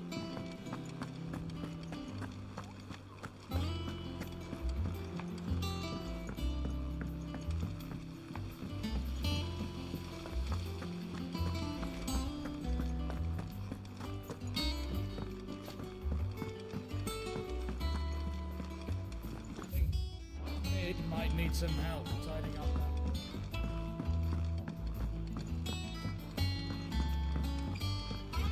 Well, that's it then. I'm here. Sid, reckon you might be just the man to help me out of a bit of bother, if you've a mind to. Let's hear it. Well, it's about this alembic the chief's got me making. Lovely bit of kit it is. Bung in a solution you want splitting, and it'll separate it out, just like that. Problem is, it won't always get rid of all the impurities. And with some of the stuff we need it for, that ain't good enough. Which is why I've been looking for something to filter the liquid we'll be cooking off. And that's where I was hoping you could help me out. I imagine Ty could get some use out of this alembic too. Distilling medicines and the like. All right. Why not? Proper job! So what exactly do you need for this filter? Nothing but bomb ash'll do, says the chief. Gave me a sample she'd obtained from the university stores. Couldn't believe my eyes. You pour the blackest blight water through it, and it comes out clear as a mountain stream. So, I did a bit of reading about where I might be able to get hold of some. And do you know what I found out? It's only the blimmin' bones of a bomb king. They leave them behind when they die, see? I take it that's where I come in. If you wouldn't mind. I saw a billet on the hunt board for one just the other day. Would have gone myself, but, well, fighting dirty great balls of flame isn't exactly my forte. You, on the other hand... All right. I'll see what I can do. Thank you kindly. And a good hunting, eh?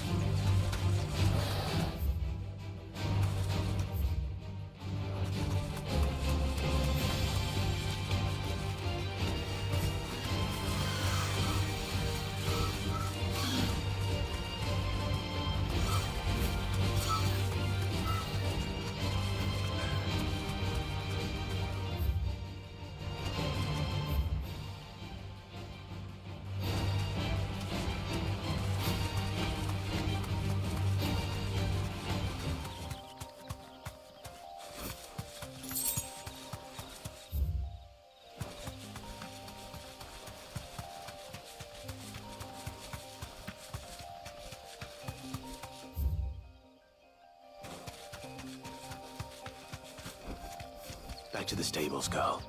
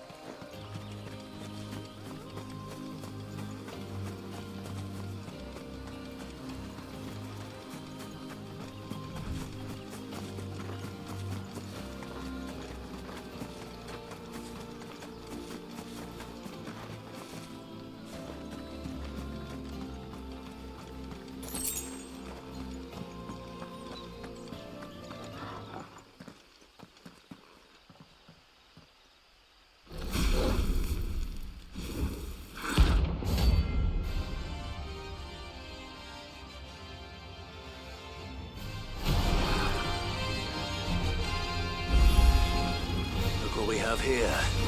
Greetings, Your Majesty.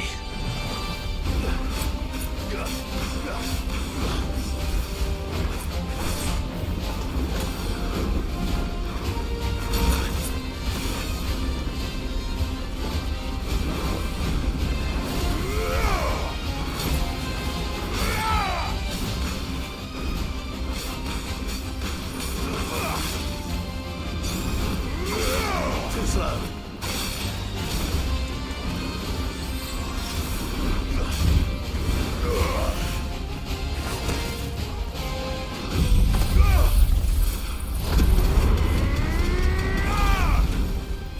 Titan!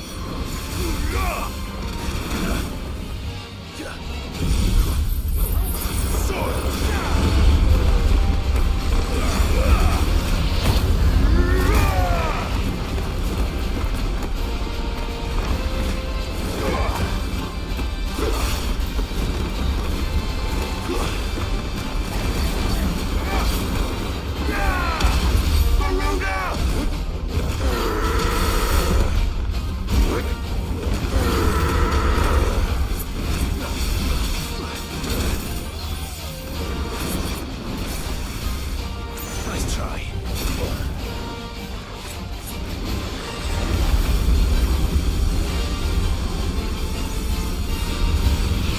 Too slow. Nice try. That's better.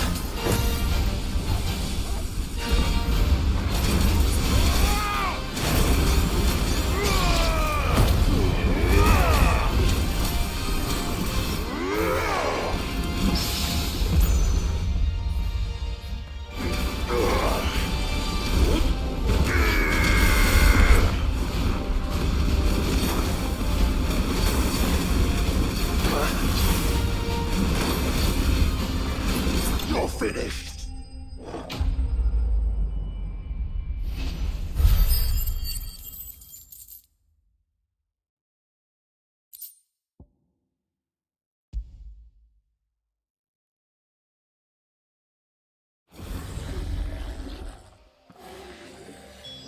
Your reign is over. Now to collect the ash. I should probably have brought a bucket. This looks like the stuff.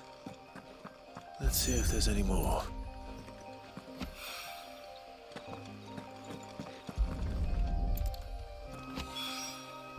That should do it. The wine needs more than this.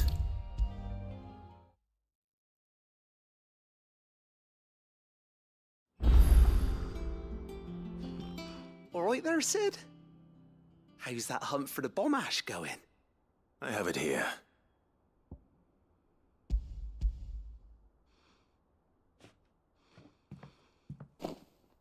That's the stuff. And plenty of it, too. Enough to keep the Alembic bubbling away for a good old while. You're a gent, Sid. Let nothing say otherwise. Right then, let's get this contraption up and running.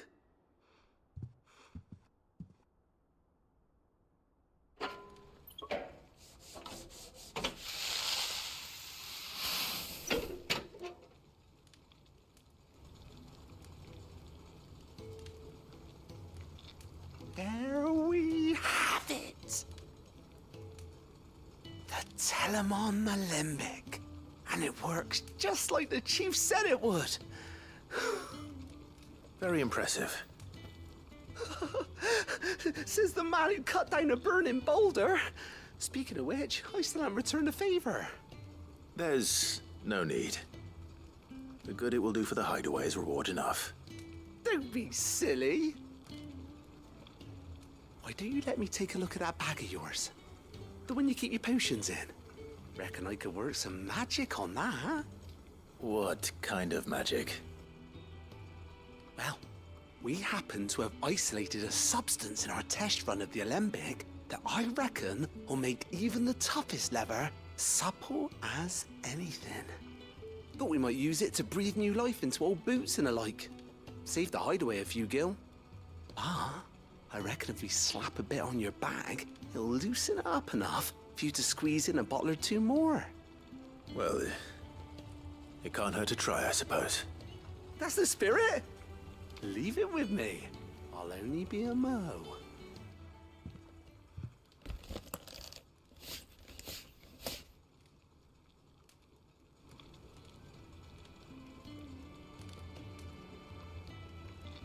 Well? What do you reckon? It certainly feels more flexible. Right? Told you. Thank you. I think. No. Thank you for supporting Mid and the rest of us in our endeavors. Without you, we'd never have been able to discover wonders like that stuff I rubbed on your bag. And I'm telling you, there's plenty more where that came from.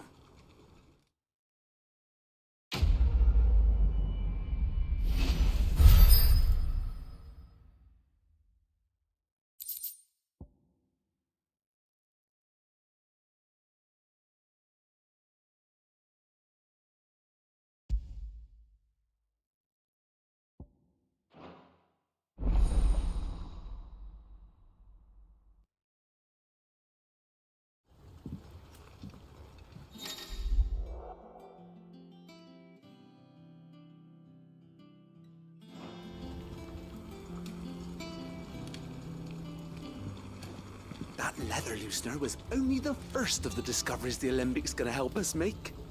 Just you wait, Sid. Just you wait.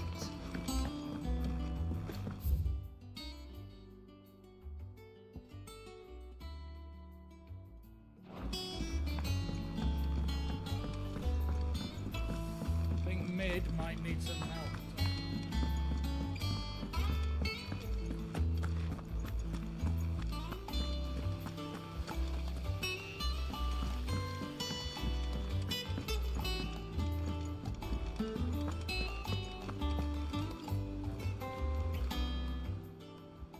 How may I help you today, Clive? Here you are. Best of luck out there, Sid. All right, Clive. Asterix. We'd finished sending half the hideaway traipsing across the twins, has she? I swear, that girl'd do anything to put off visiting her old dad's grave. No excuses now, though, eh? Not quite. She said there was one final thing she had to take care of. I'm sure she'll be finished soon enough. She said that? In those words? She did, yes. Clive? Were you born yesterday or something? There is no thing. She'll probably be halfway to Canva by now. Mid. I might still be able to catch her.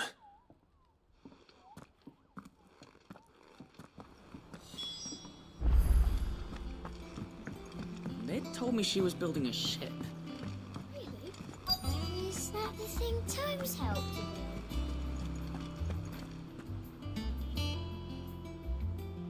Obolus, have you seen Mid? Yep.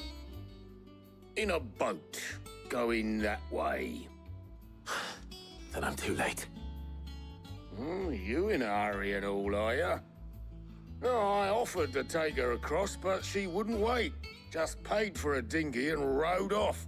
Oars going like the clappers. Got some life in her, ain't she? But anyway, I was on my way up to see you, as it happens. Got a letter for you. Urgent, by the sound of it. One of your uncle's men said I was to hand it to you in person, post-bleeding haste. And you're here now. Thank you, Obolus. Don't mention it. What tidings, Uncle?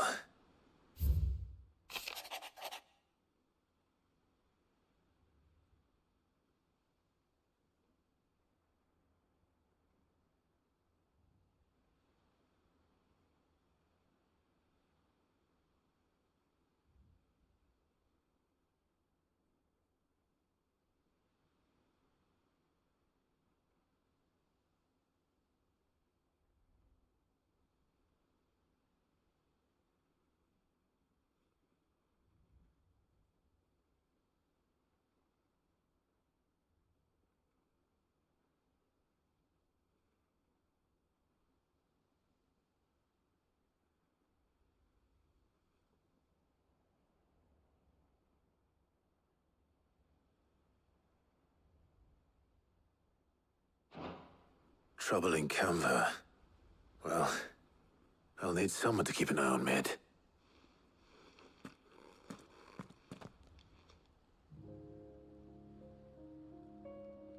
So what? Mid got us to do all the dirty work and then just sailed off into the sunset? It, seems that way. Well, nothing we can do about it now. But next time you plan on visiting Sid, you might want to tie her to something before you suggest it.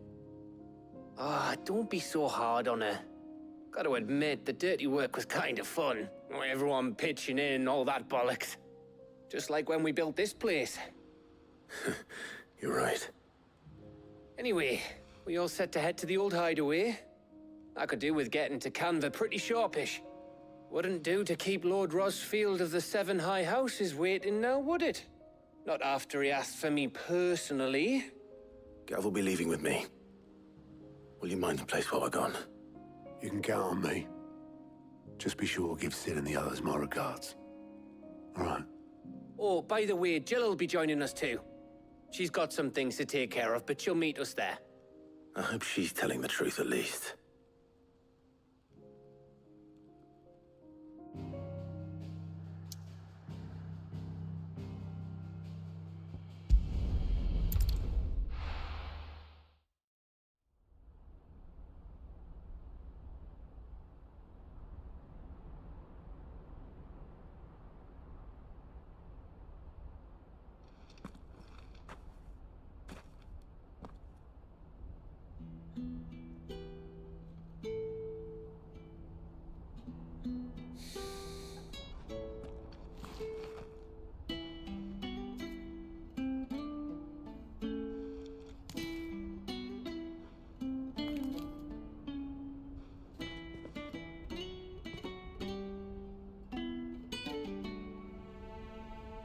Well, Sid, I remember what you told me. That if no one is listening to what you have to say, you may as well not say it.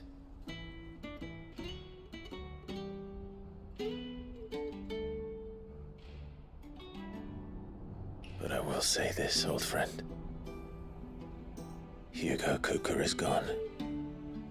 His shadow looms over us no longer. It's a pity the Phoenix can't be in two places at once. If he'd have been with us, maybe he could have done something for the lost. Not even the Phoenix can bring people back from the dead. Life has a beginning and an end. So we must live while we have the chance. as slaves to the crystals, but as free men. May we join you?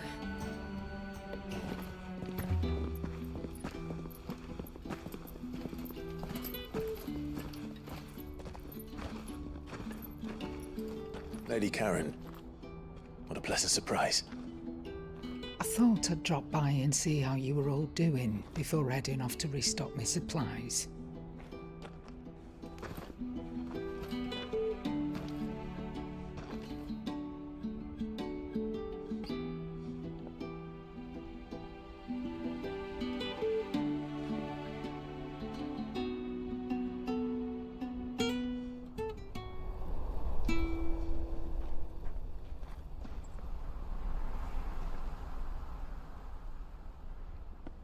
It wasn't the most scenic view back then, but it were never as bad as this. I know. The Blight marches on. And soon, there'll be no escaping sights like these.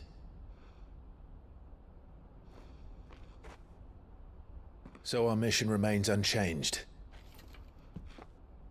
We cannot stop until every Mother Crystal is gone, and their thirst for ether with them. The only one that remains in Storm is Drake's tail in the Crystalline Dominion. Our next target. We're going to Twinside. It's the capital of the Empire these days.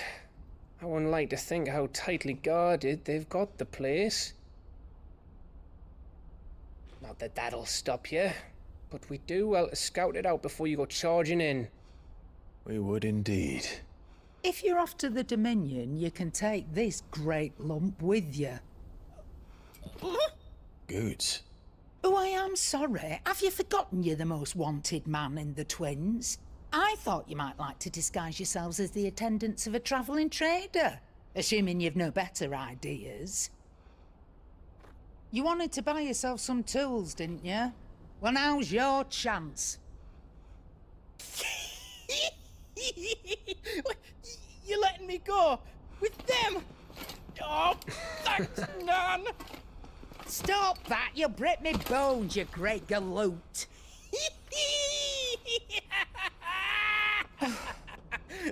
There's a caravan that runs back and forth between the Dominion and the Bocklad markets. It's managed by the Merchants Guild. Just show them Goots' traders pass and you'll be on your way. It'll be a damn sight less risky than footing it the length of the Crystal Road. That's for sure. Thank you, Karen. And glad to have you with us, Goots. Okay then. I'll get me things and I'll meet yous there. See yous down in Bocklad. Get off! Me poor fingers! Jill, you're with me. Understood. And Gav? Already on my way, Captain. Be careful. Aren't I always?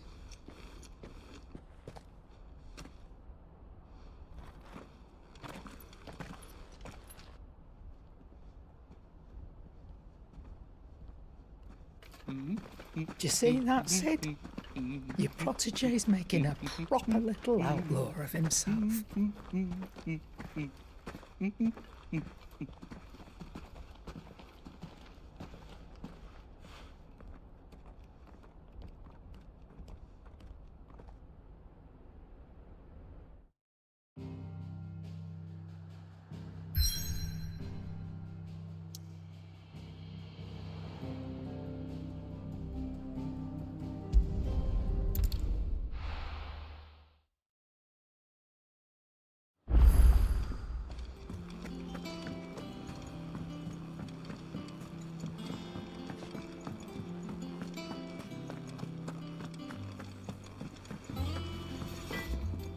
Back, are ya?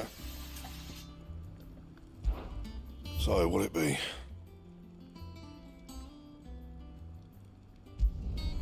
Should last you a good while.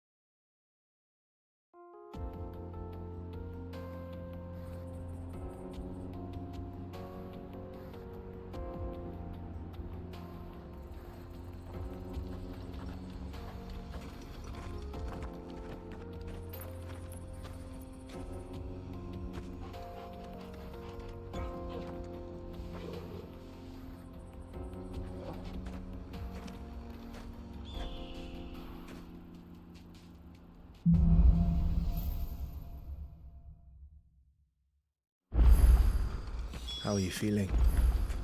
Better. Thanks to Taya. I'm glad to hear it. And Torgal helped too. Didn't you, boy?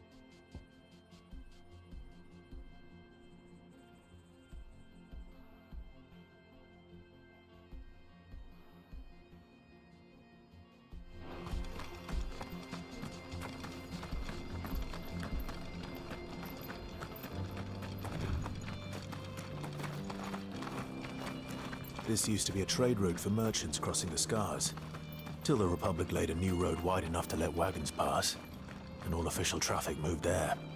Leaving this one for those living outside the law. Indeed. I doubt we'll be the only outlaws on the trail today.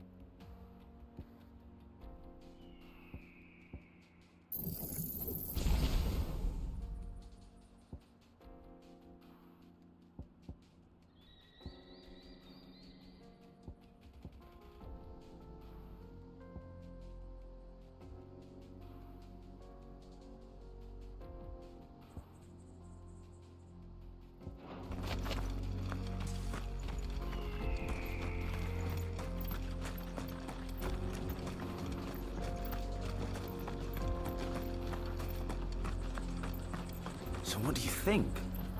That we'd be lucky to make it out alive.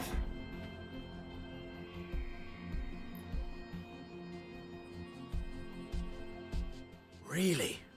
It's as bad as that? Oh, aye. There's trouble up ahead.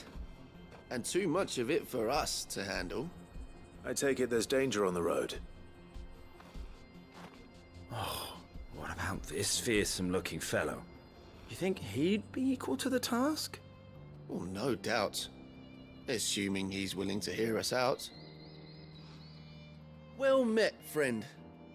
My brother and I have been tasked with finding a merchant's missing cart. You seen it by any chance? How does a merchant misplace his cart? Oh, the man's a coward. When he thought goblins might come a-snarling, he ran, leaving his livelihood abandoned in the pass. He sent the two of us to fetch it, but it's gone. Now, I'm not much of a thinker, but I know the work of thieves when I see it. My brother's right on all accounts. And by my estimation, the bastards are lying in wait just down the road. We may have seen our share of action, true, but we've not got the skill in arms to boldly brave an ambush. You, however, have the look of a man who needn't fear a band of backwater ruffians. What do you say? Will you help us out? Chances are they'll come for you either way. But if you promise to lend us a hand, at least you'll pocket a reward for your troubles.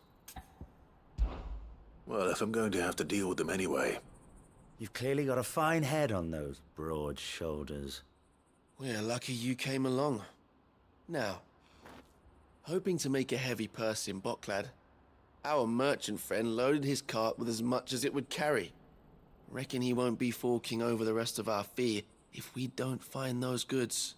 So, while you're seeing to those bandits, you keep your eyes open. All right.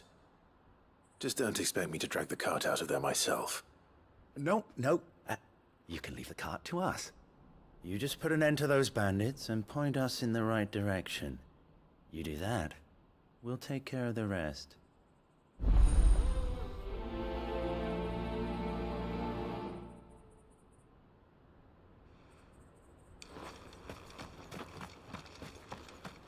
I'm not sure I trust those two. But if there are bandits lying in wait, I should probably take care of them. Look lively, you lot. Well, we've got guests. These must be our bandits. And if you ever want to see them,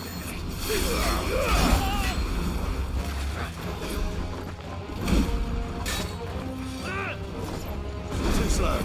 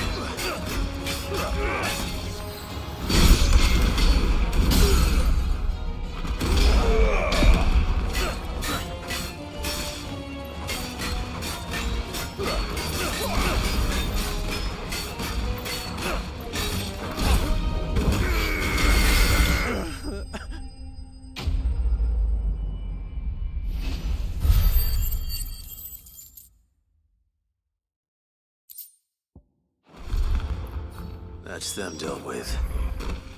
Now, where's that cart?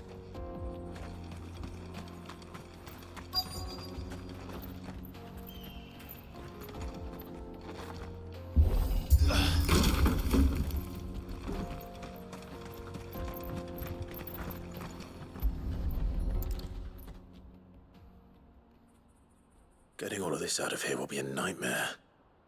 Seems we've found ourselves the right man for the job, wouldn't you say? Found the cart and didn't leave a single bastard breathing. Our merchant friend will be delighted.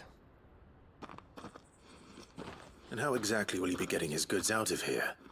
You leave that to us. After all, it'd be wrong to make such a fine warrior haul cabbages to market. You've done your part.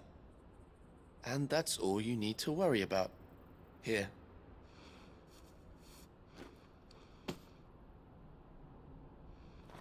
It's been a pleasure. Now piss off. There's no need to be so rude, brother.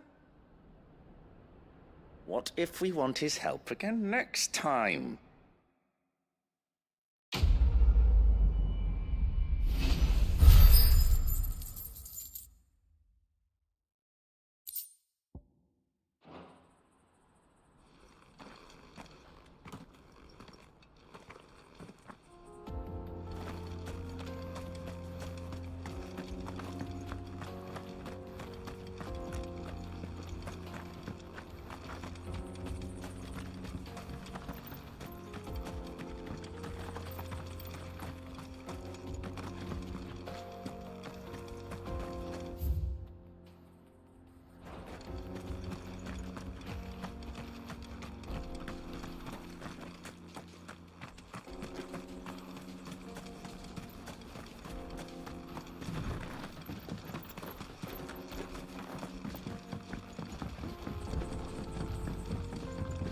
I see the Dalmex lag behind Rosaria when it comes to bridge building. The fallen ruin should hold, at least. The path continues on the other side.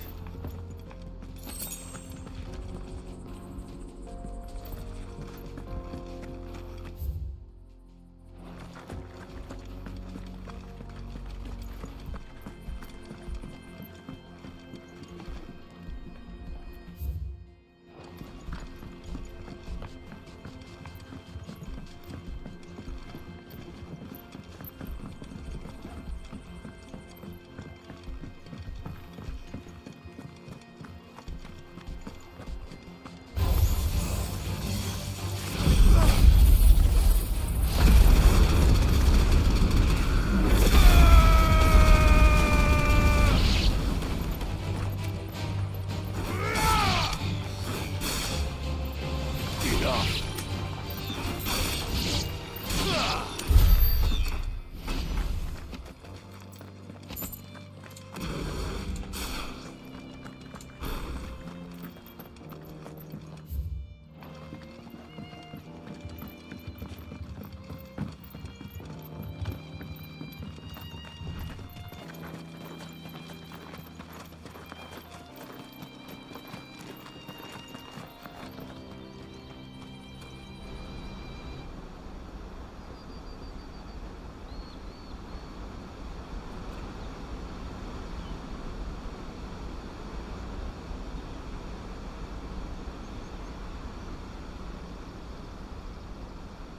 So this is Zemeckis. The land of the gods. It's even more impressive than I imagined. I remember being captivated by the story as a child. Long, long ago, man was overcome by avarice and challenged the gods in a bid to win their power. The final battle took place here, at these falls. Or so the legend goes. If anyone ever manages to plumb those depths, perhaps we'll learn if there's any truth to the tale. That the gods emerged victorious and punished man for his defiance by visiting upon him 2 curses. Dominance and bearers. To tell the truth, I always thought it strange that the dominant and their icons were deemed a curse. Back home, the dominant inherited the throne. They were admired and exalted, not spurned. Whenever I got to that part of the story, I always assumed there must be something I'd misunderstood. You had a lot of storybooks, didn't you? In your room, I mean. When we were young. The old legends were always my favorites. Epic battles between gods and men. Father encouraged me to read as much as I could. He thought it good for my education. You really were a boy like any other, weren't you?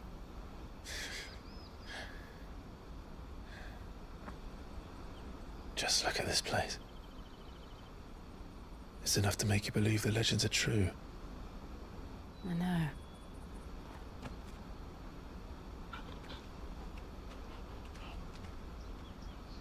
We're not far from Boklad. The road will be busier up ahead. And we'll have to keep our wits about us.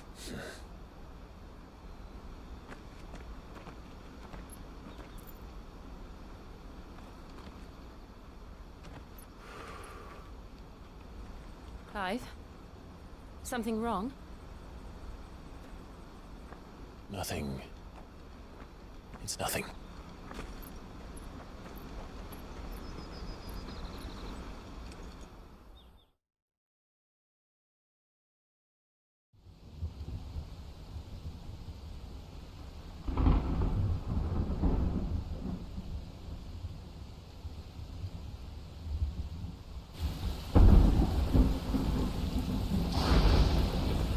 I see the reports are true, Father.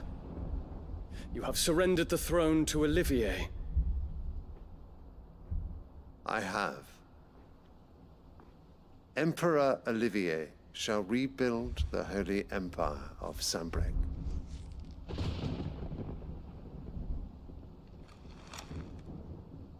How is he to rule an empire?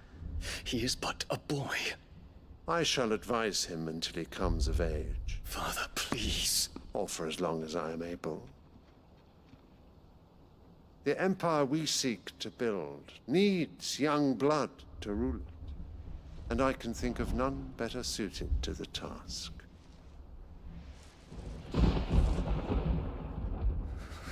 There is other news, Dion.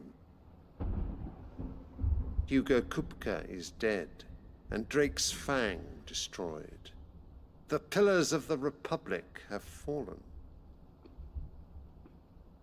Ere long, the Imperial banner shall fly over every city in Storm.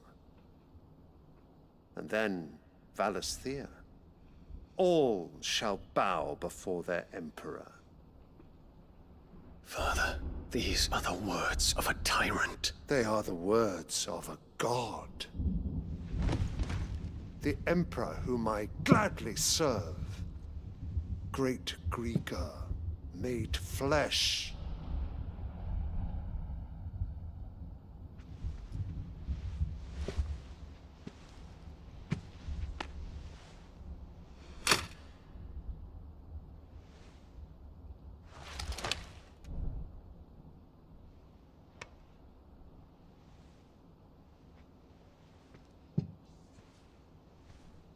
Return to your camp, Dion, and ready your forces. It is time to show the world the true power of Sanbreque.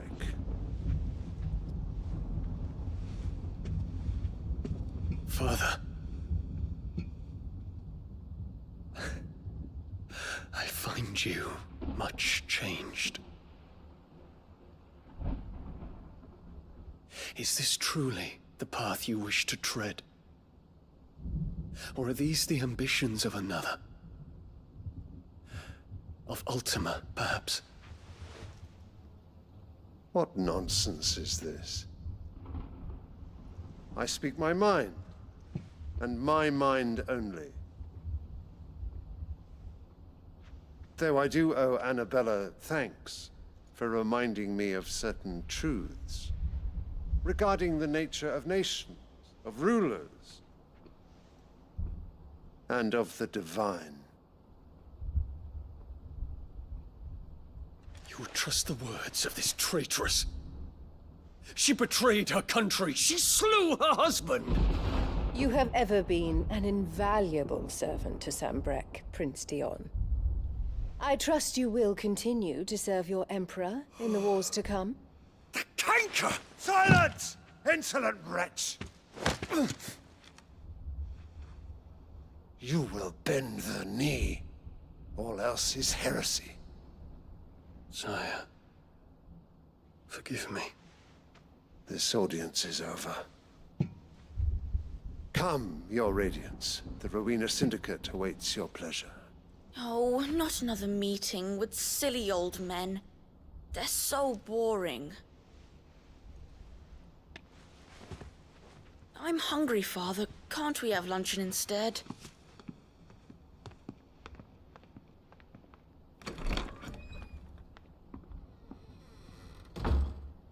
Does it pain you that you will not inherit your father's throne? I have suffered worse.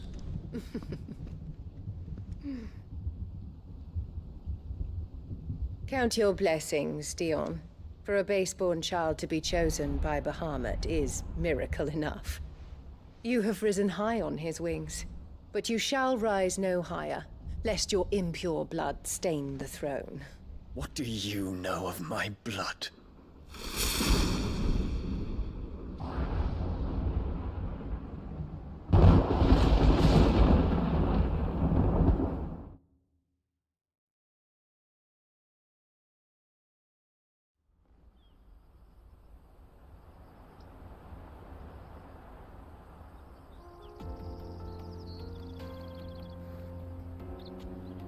The Boklab markets are to the north. We just need to hug the coast.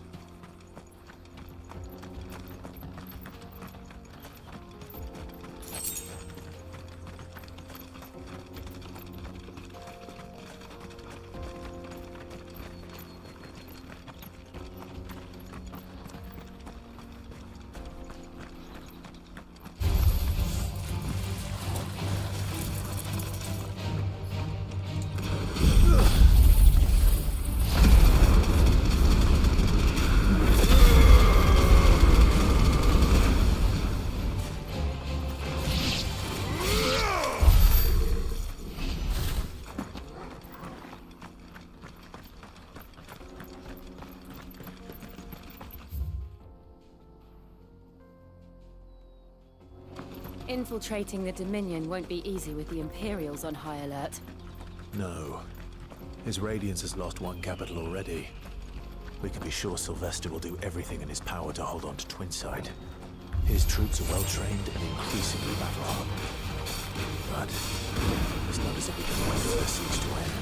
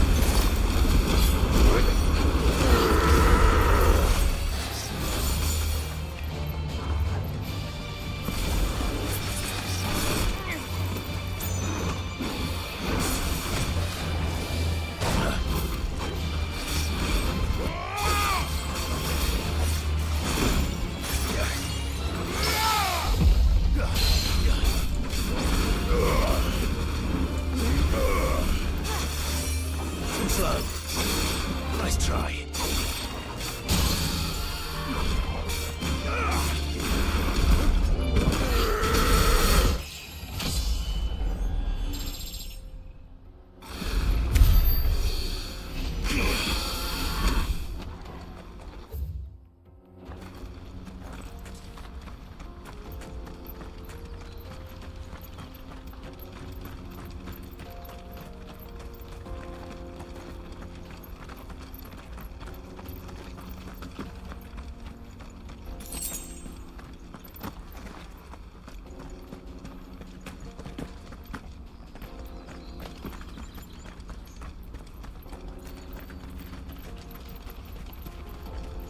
They've closed. It's the road to Randalar. If the siege breaks, they'll need more than this to stop the Imperial legions marching on the capital. Oh, I'm done for. If I can't get these goods to Randalar, how will I make them under it? I just have to.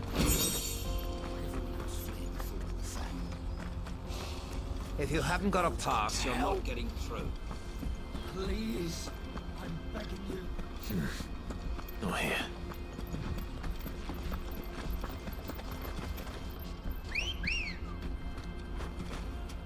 Good girl.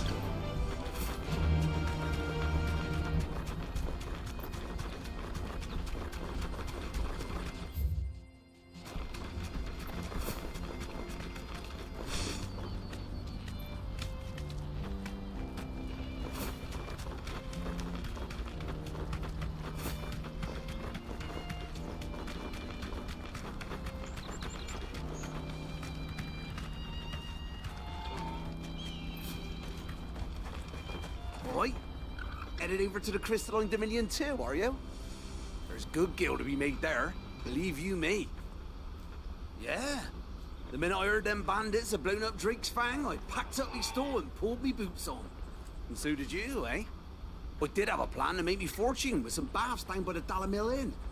But how can anybody sit back and relax in a land that ain't got a whiff of the crystal's blessing no more? And that's when it hit me. If you're looking for lucre, the Dominion's the place to be. Soon enough, half a storm will be headed there. If I can get in first and set up shop, I'll have a license to mint gil. The guildmasters at Canver will be beggars by comparison. I'll be famous in all four corners of Storm soon enough, and I'll have a fortune that'll make me ma and pa proud. Not much further to Book Club now. Good. I've had my fill of life without magic.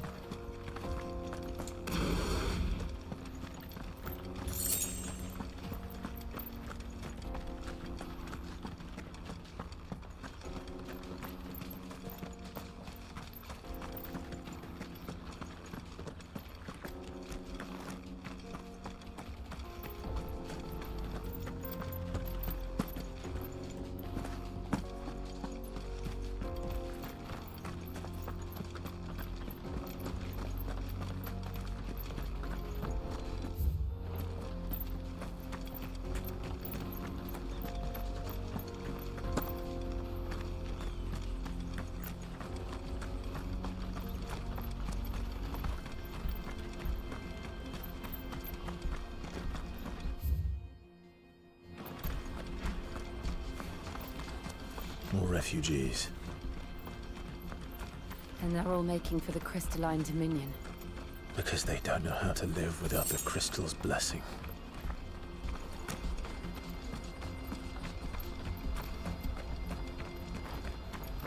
We're not alone.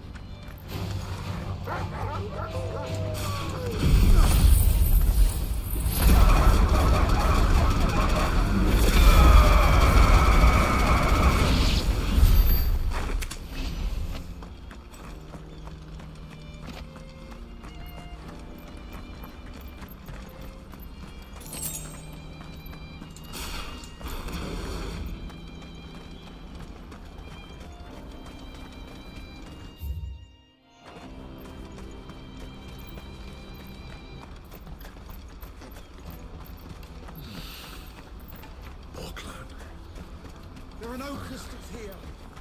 This is where we're supposed to meet Goots, isn't it? That's right.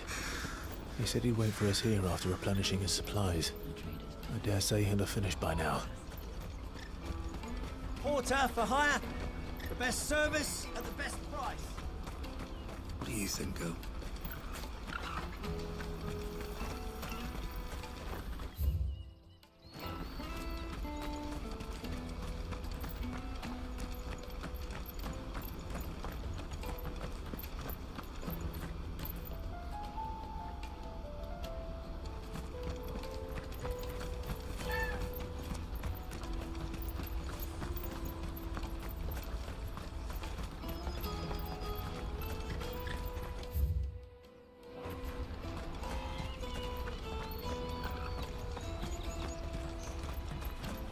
Hurry, lad. I must leave for the Dominion post haste. Bloody Crimson Clover, scooping up all the best customers. Leave some for the rest of them.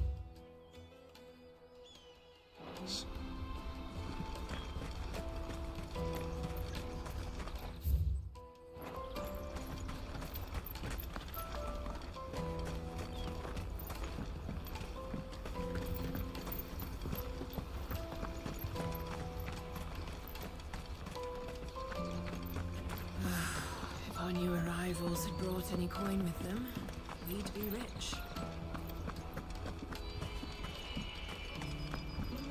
I hear the brothers found another victim. Can you believe it? I believe it, all right. What's that? The third this month?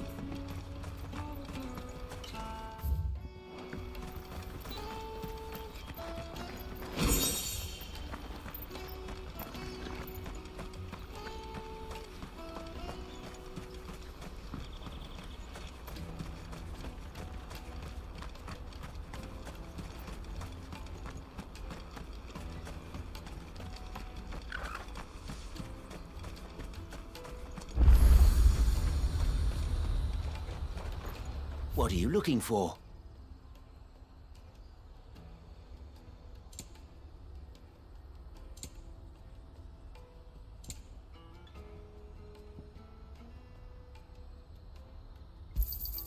A fine choice.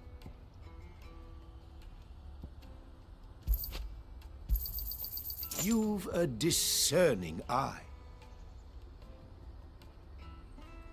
May Gilbert smile Out of my upon sight, you. wretch.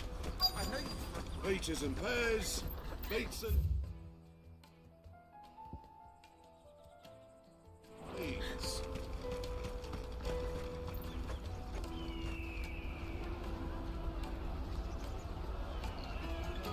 Wonders from across the water. Come one, come all. Feast your eyes. Good sir, can I interest you in...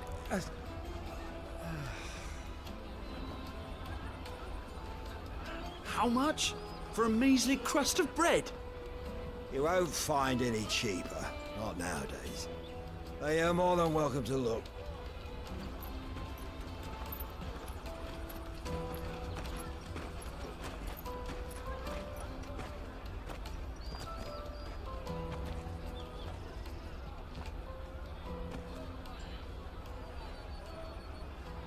The Empire's unlawful and illegitimate occupation of the Crystalline Dominion is still in effect.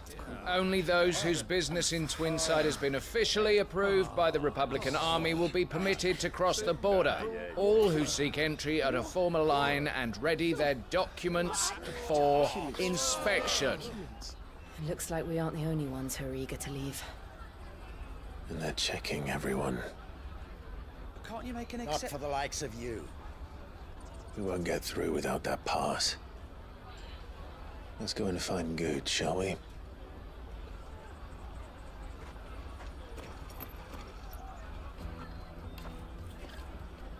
He must be around here somewhere. Taste my peaches! They're sweet as nectar! You won't find anything of this quality in Twinside.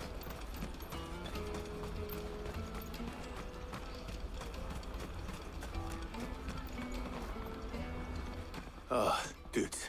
There you are. Clive, I'm so sorry. Don't tell Nan, will you? Slow down, Good. Just tell us what happened. It's me trader's pass. It's gone. We cannot ride the caravan without it. We won't even be able to get through the flipping checkpoint. Do you remember when you last saw it?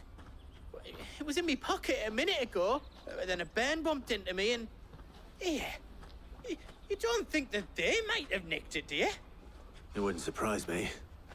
A busy market like this is prime territory for pickpockets. So, to get the pass back, we need to find this child. Where would we even start?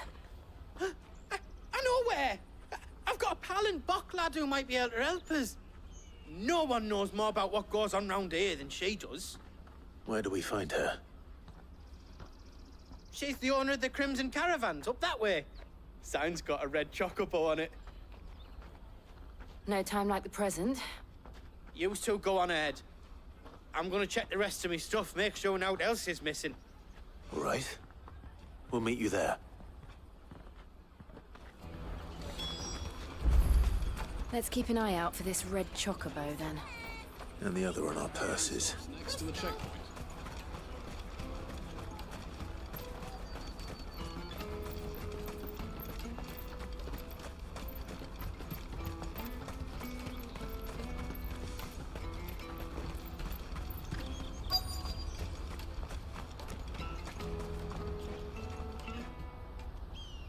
Looking to hire a coach? It's 10 million for a two-birder to the Crystalline Dominion. Take it or leave it. Oh, we're not here for that. Then I bid you good day. Oh, wait! Don't go, El. He's me mate. As I live and breathe. Goots, what are you doing back in Bocklad?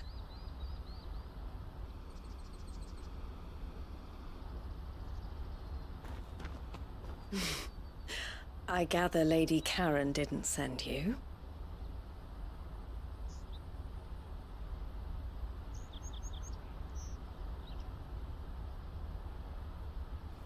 So what trouble have you got yourself into this time? It's me trader's pass. It got stolen. By a little bairn. Of all the... You're the size of a marble. Honestly. Ugh. Goots told us that you know the markets well. Might you have an idea which little bairn could have done this? We don't intend to punish them. We just need our pass back. Then, we can be on our way. I see. So neither of you has a trader's pass either. Not that anyone would take you for traders, but I suppose that's why you came to me, correct? Now, I can't say for sure who took your pass, but I suspect I know why they did it. Let me explain.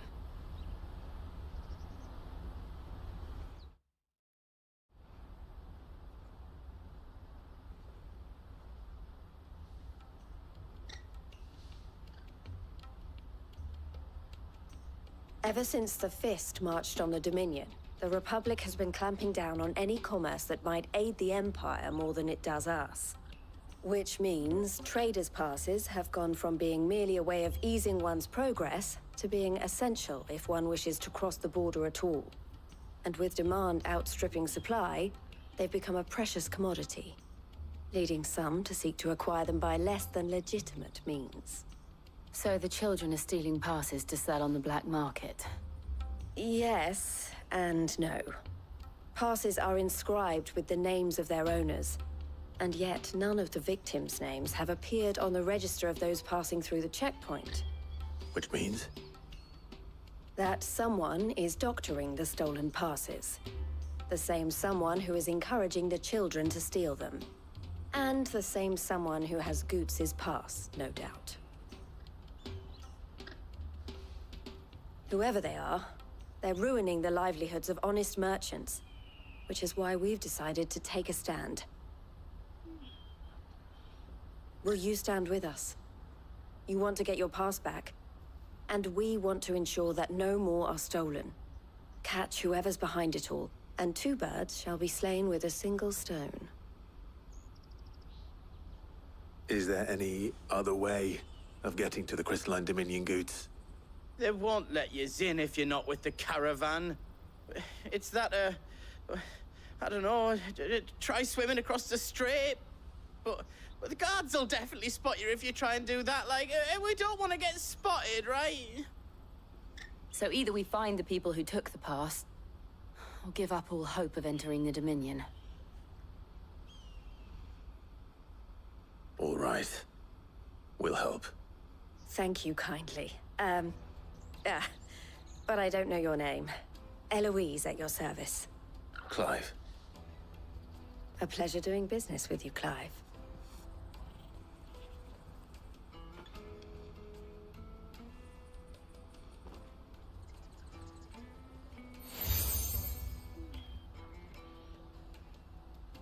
The proprietor of the furniture makers by the coach stop is spearheading the search. Wear that, and he will know you for a friend. I suggest that you speak with him first. The furniture makers. Understood.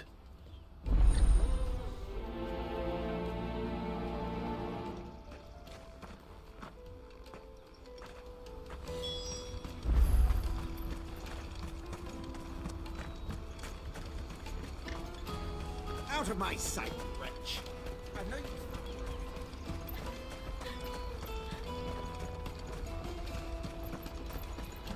Come on, come on! Jug of snake spit for the road? Caravan stops next. Juicy pears! Slake your thirst without a crystal. Are you the furniture maker? Looking for something in particular? Ah, Eloise collared you too, eh? Then I expect you want to know more. She told me you were leading the hunt for the pickpockets. What have you learned? For one, that they're targeting the traders carrying the biggest packs. Harder to watch your back, see? And less chance of the mark giving chase if they're spotted. Not that they'd be likely to catch them. Those imps know every inch of this warren like the backs of their hands. Their eyes must have lit up when they saw Goots. The fishmonger round by the gate's been trying to track down the children involved. You should go and have a word with her. Thank you. We will.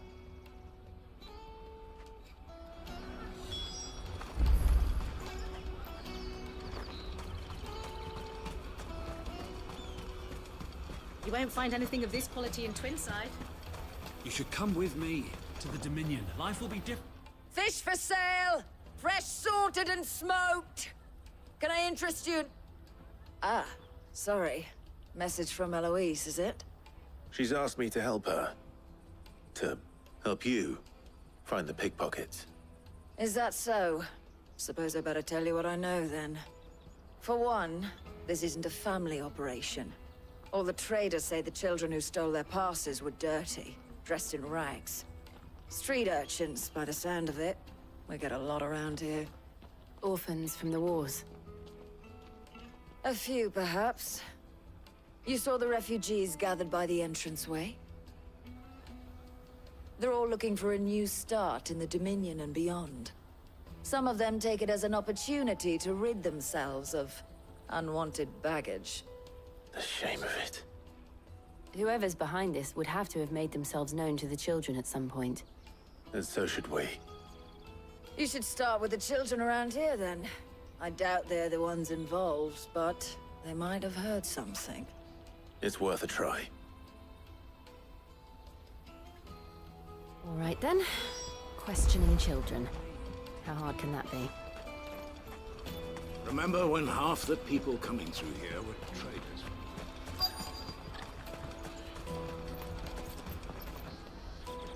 Excuse me. Do you mind if I ask you something? Can't stop you.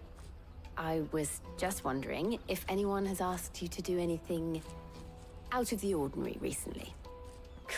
Anything you grown-ups ever ask us to do is shut up and go away. So guess what I'm about to tell you to do? Sorry. I'll leave you alone.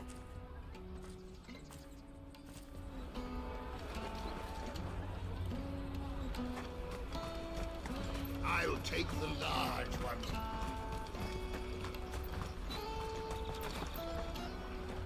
Do you have a moment? What do you want? What I want is to know who's asking children like you to pick pockets. I don't know. Nobody's asked me. What's picking pockets? Do you get paid for it?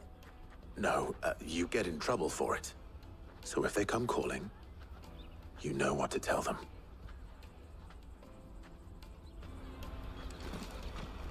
Caravan stops next to the check. Sorry to be trading. Excuse me? What do you want? I don't have any money. It's all right. We're not going to hurt you. We just want to talk. What about? We've heard that some very bad people are making children like you steal from travelers. We need to know who's behind it so we can stop them. I don't know much about it, really. But my friend, Honza, he said he got a job doing something dangerous. Sounds promising. We need to find him and ask. Do you know where your friend might be? He's usually by the tents outside town. Thank you. You've been very helpful.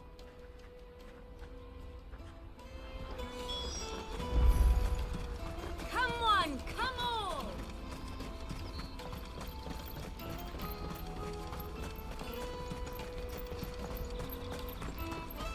Let me carry your goods. I'm cheap.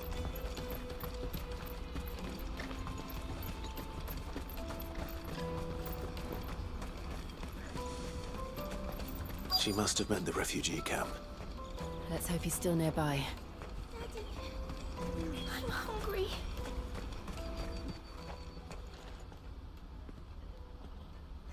That big fat donkey was easy pickings. He wouldn't have noticed if we'd robbed his boots off him. Yeah. Wish we hadn't handed over the pass, though. Could use one of those things to get out of this dump. Chance would be a fine thing. The moment they found out, they'd string us up by our guts. Would they now? Perhaps you'd like to introduce us to these charming characters. Shit, we're in trouble now. What do we do? You two get caught if you want. I'm off. Hunter, where are you going? So that was Hunza, eh? Jill, you watch these two. I'm going after him. All right.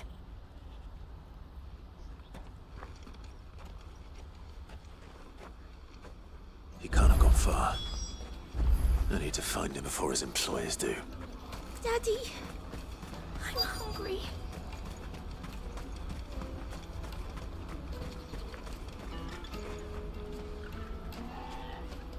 Did you see a boy run past? He stole something from a friend of mine. There was a boy ran back there towards the chocobo pen, but... Thank you.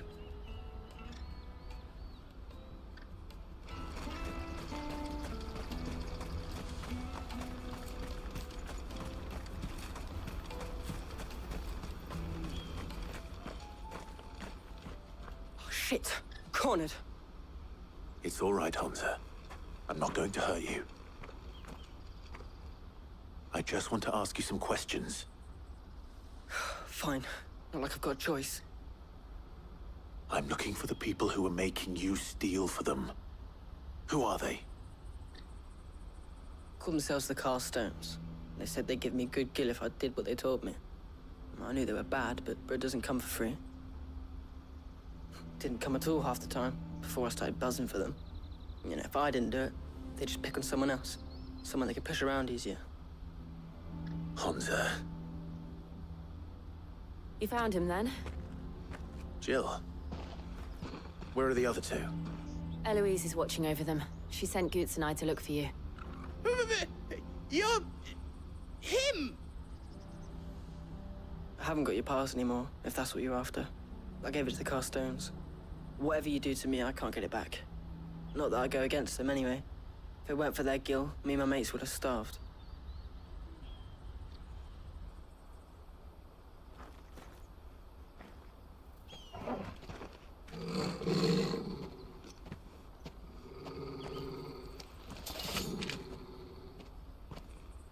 Cowards. You will not force another child to do your bidding. Wait, we're not...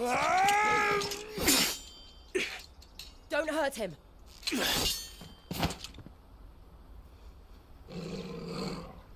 You're making a mistake. We're on the same side. Like hell we are.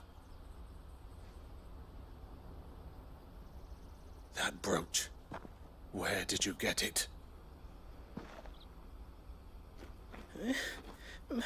Master Theo? Goots. What are you doing with these people? Unless you're the ones my sister was talking about. Your sister?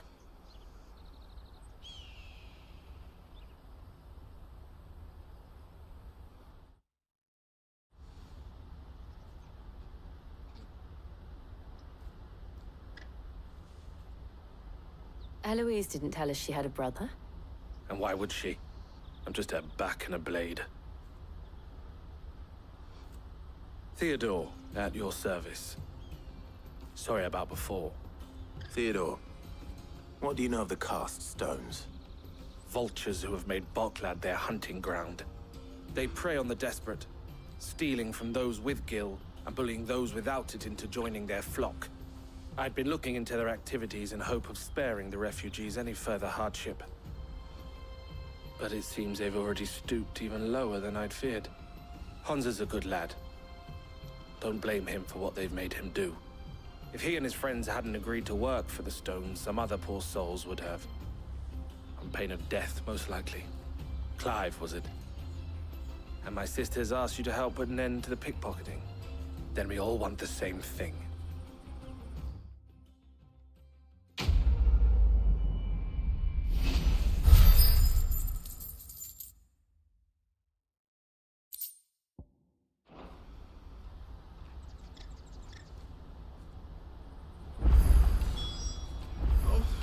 Where is it?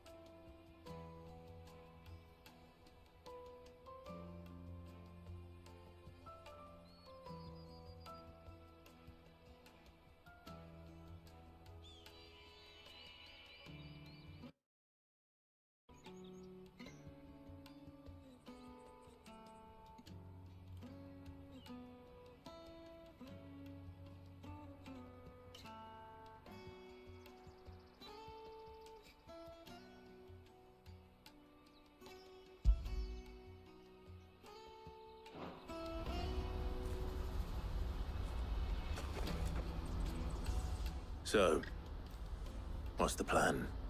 What else? We find the cast stones, and we crush them. You get your trader's pass back, and I make Boklad a safe place again. All right then. All right then. Honza, where are they camped? Don't worry. They'll never know you told us. Couldn't if I wanted to. They always come to town to collect the passes.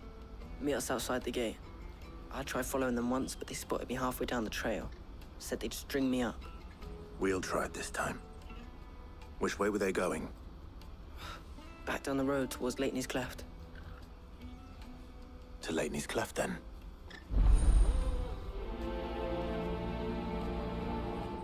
Laney's Cleft is to the south, past the camp. Better not have scared any of my bullets.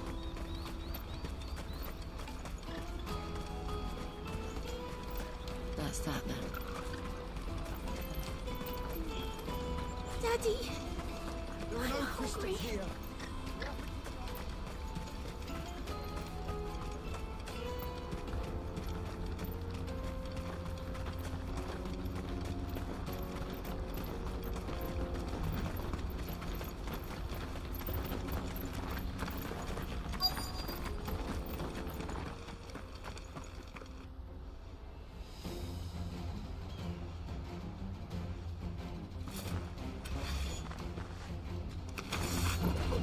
That's the one who's been sticking his nose in our business.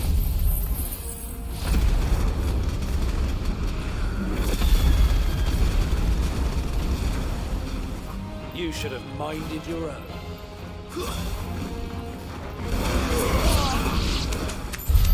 I doubt these were the ringleaders. But at least we know we're on the right track.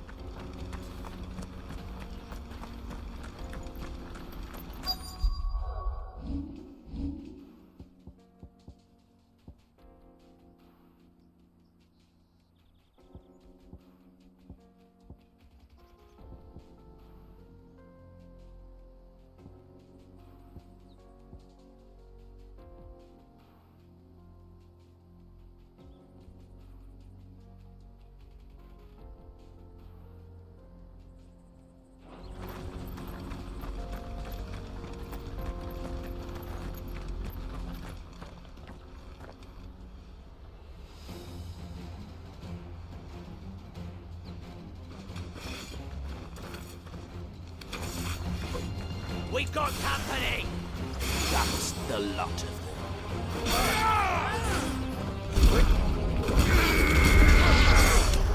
Stay down!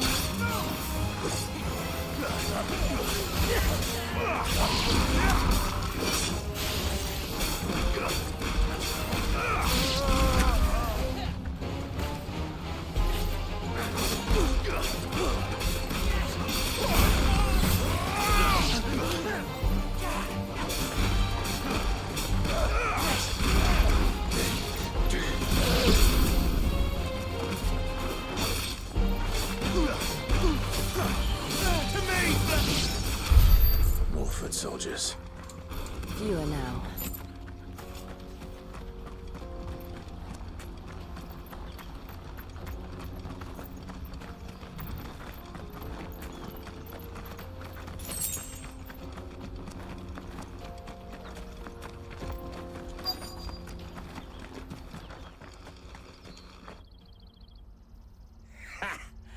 Not a bad haul today, eh? Aye.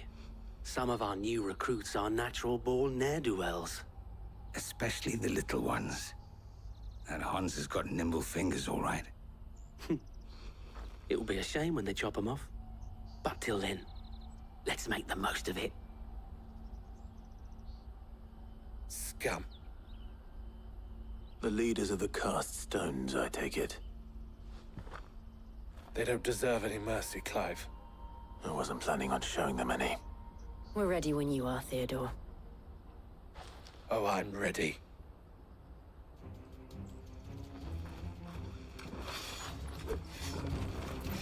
Fuck! It's that guard from Boklad! Kill him! Kill them all! Tight!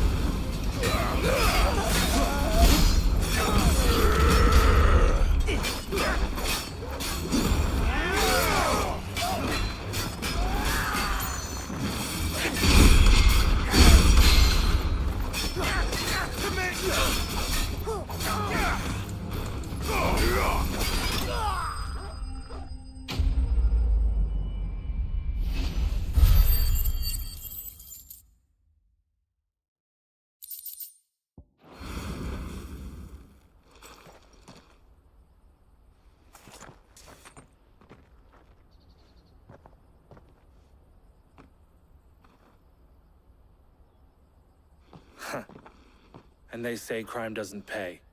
Gold chains, rings, purses. And traders' passes. Dozens of them. Have the names been changed? Not yet. I recognize some of them. No doubt Goots's is somewhere among them. Now I just need to sort through it all and return everything to the people it was taken from. We should go and give Eloise the good news. Can we leave things here in your hands, Theodore? Of course. Oh, and, be sure to tell her of the part I played, won't you? We'll be glad to.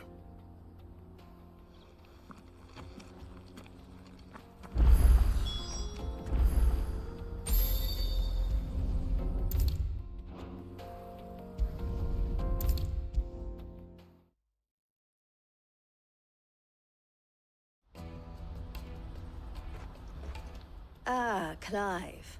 How goes the hunt? My brother isn't getting in your way, I trust? Quite the opposite.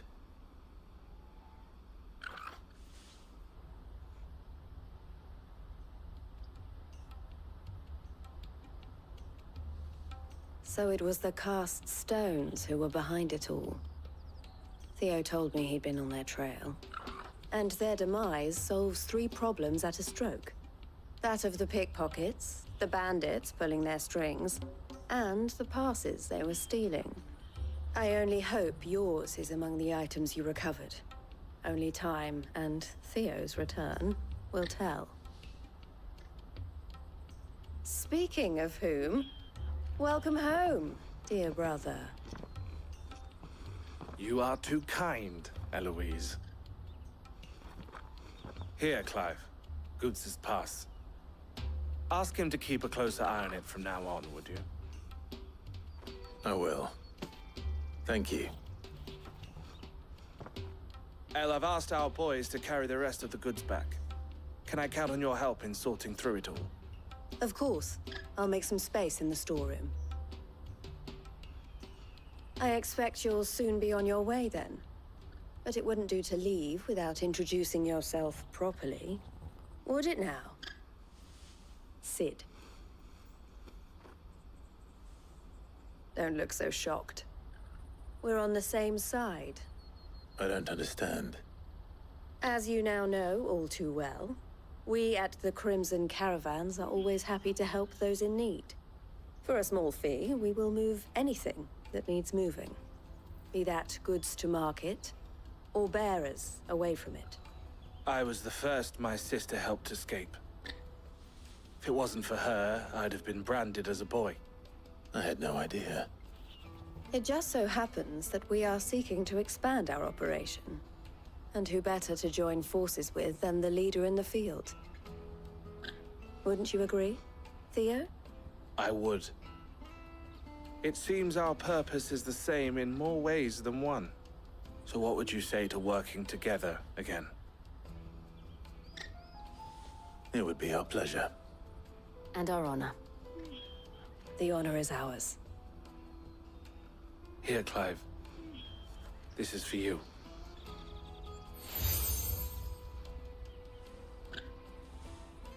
What is it?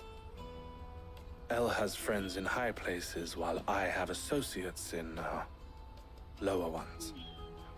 That mark is proof that you're a friend to us both.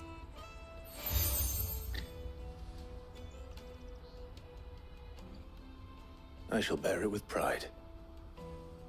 Well, all that remains is to wish you a safe onward journey. Goots's pass should secure you a place on the caravan, but if you encounter any difficulties, we would be delighted to provide you with a coach of our own. For a discounted price, of course. Say, 9 million? We'll try the caravan.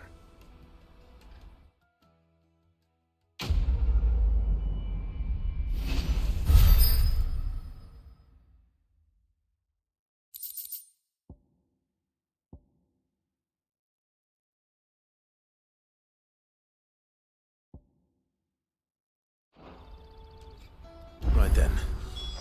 Let's get this back to Goots. And then it's on to the Dominion.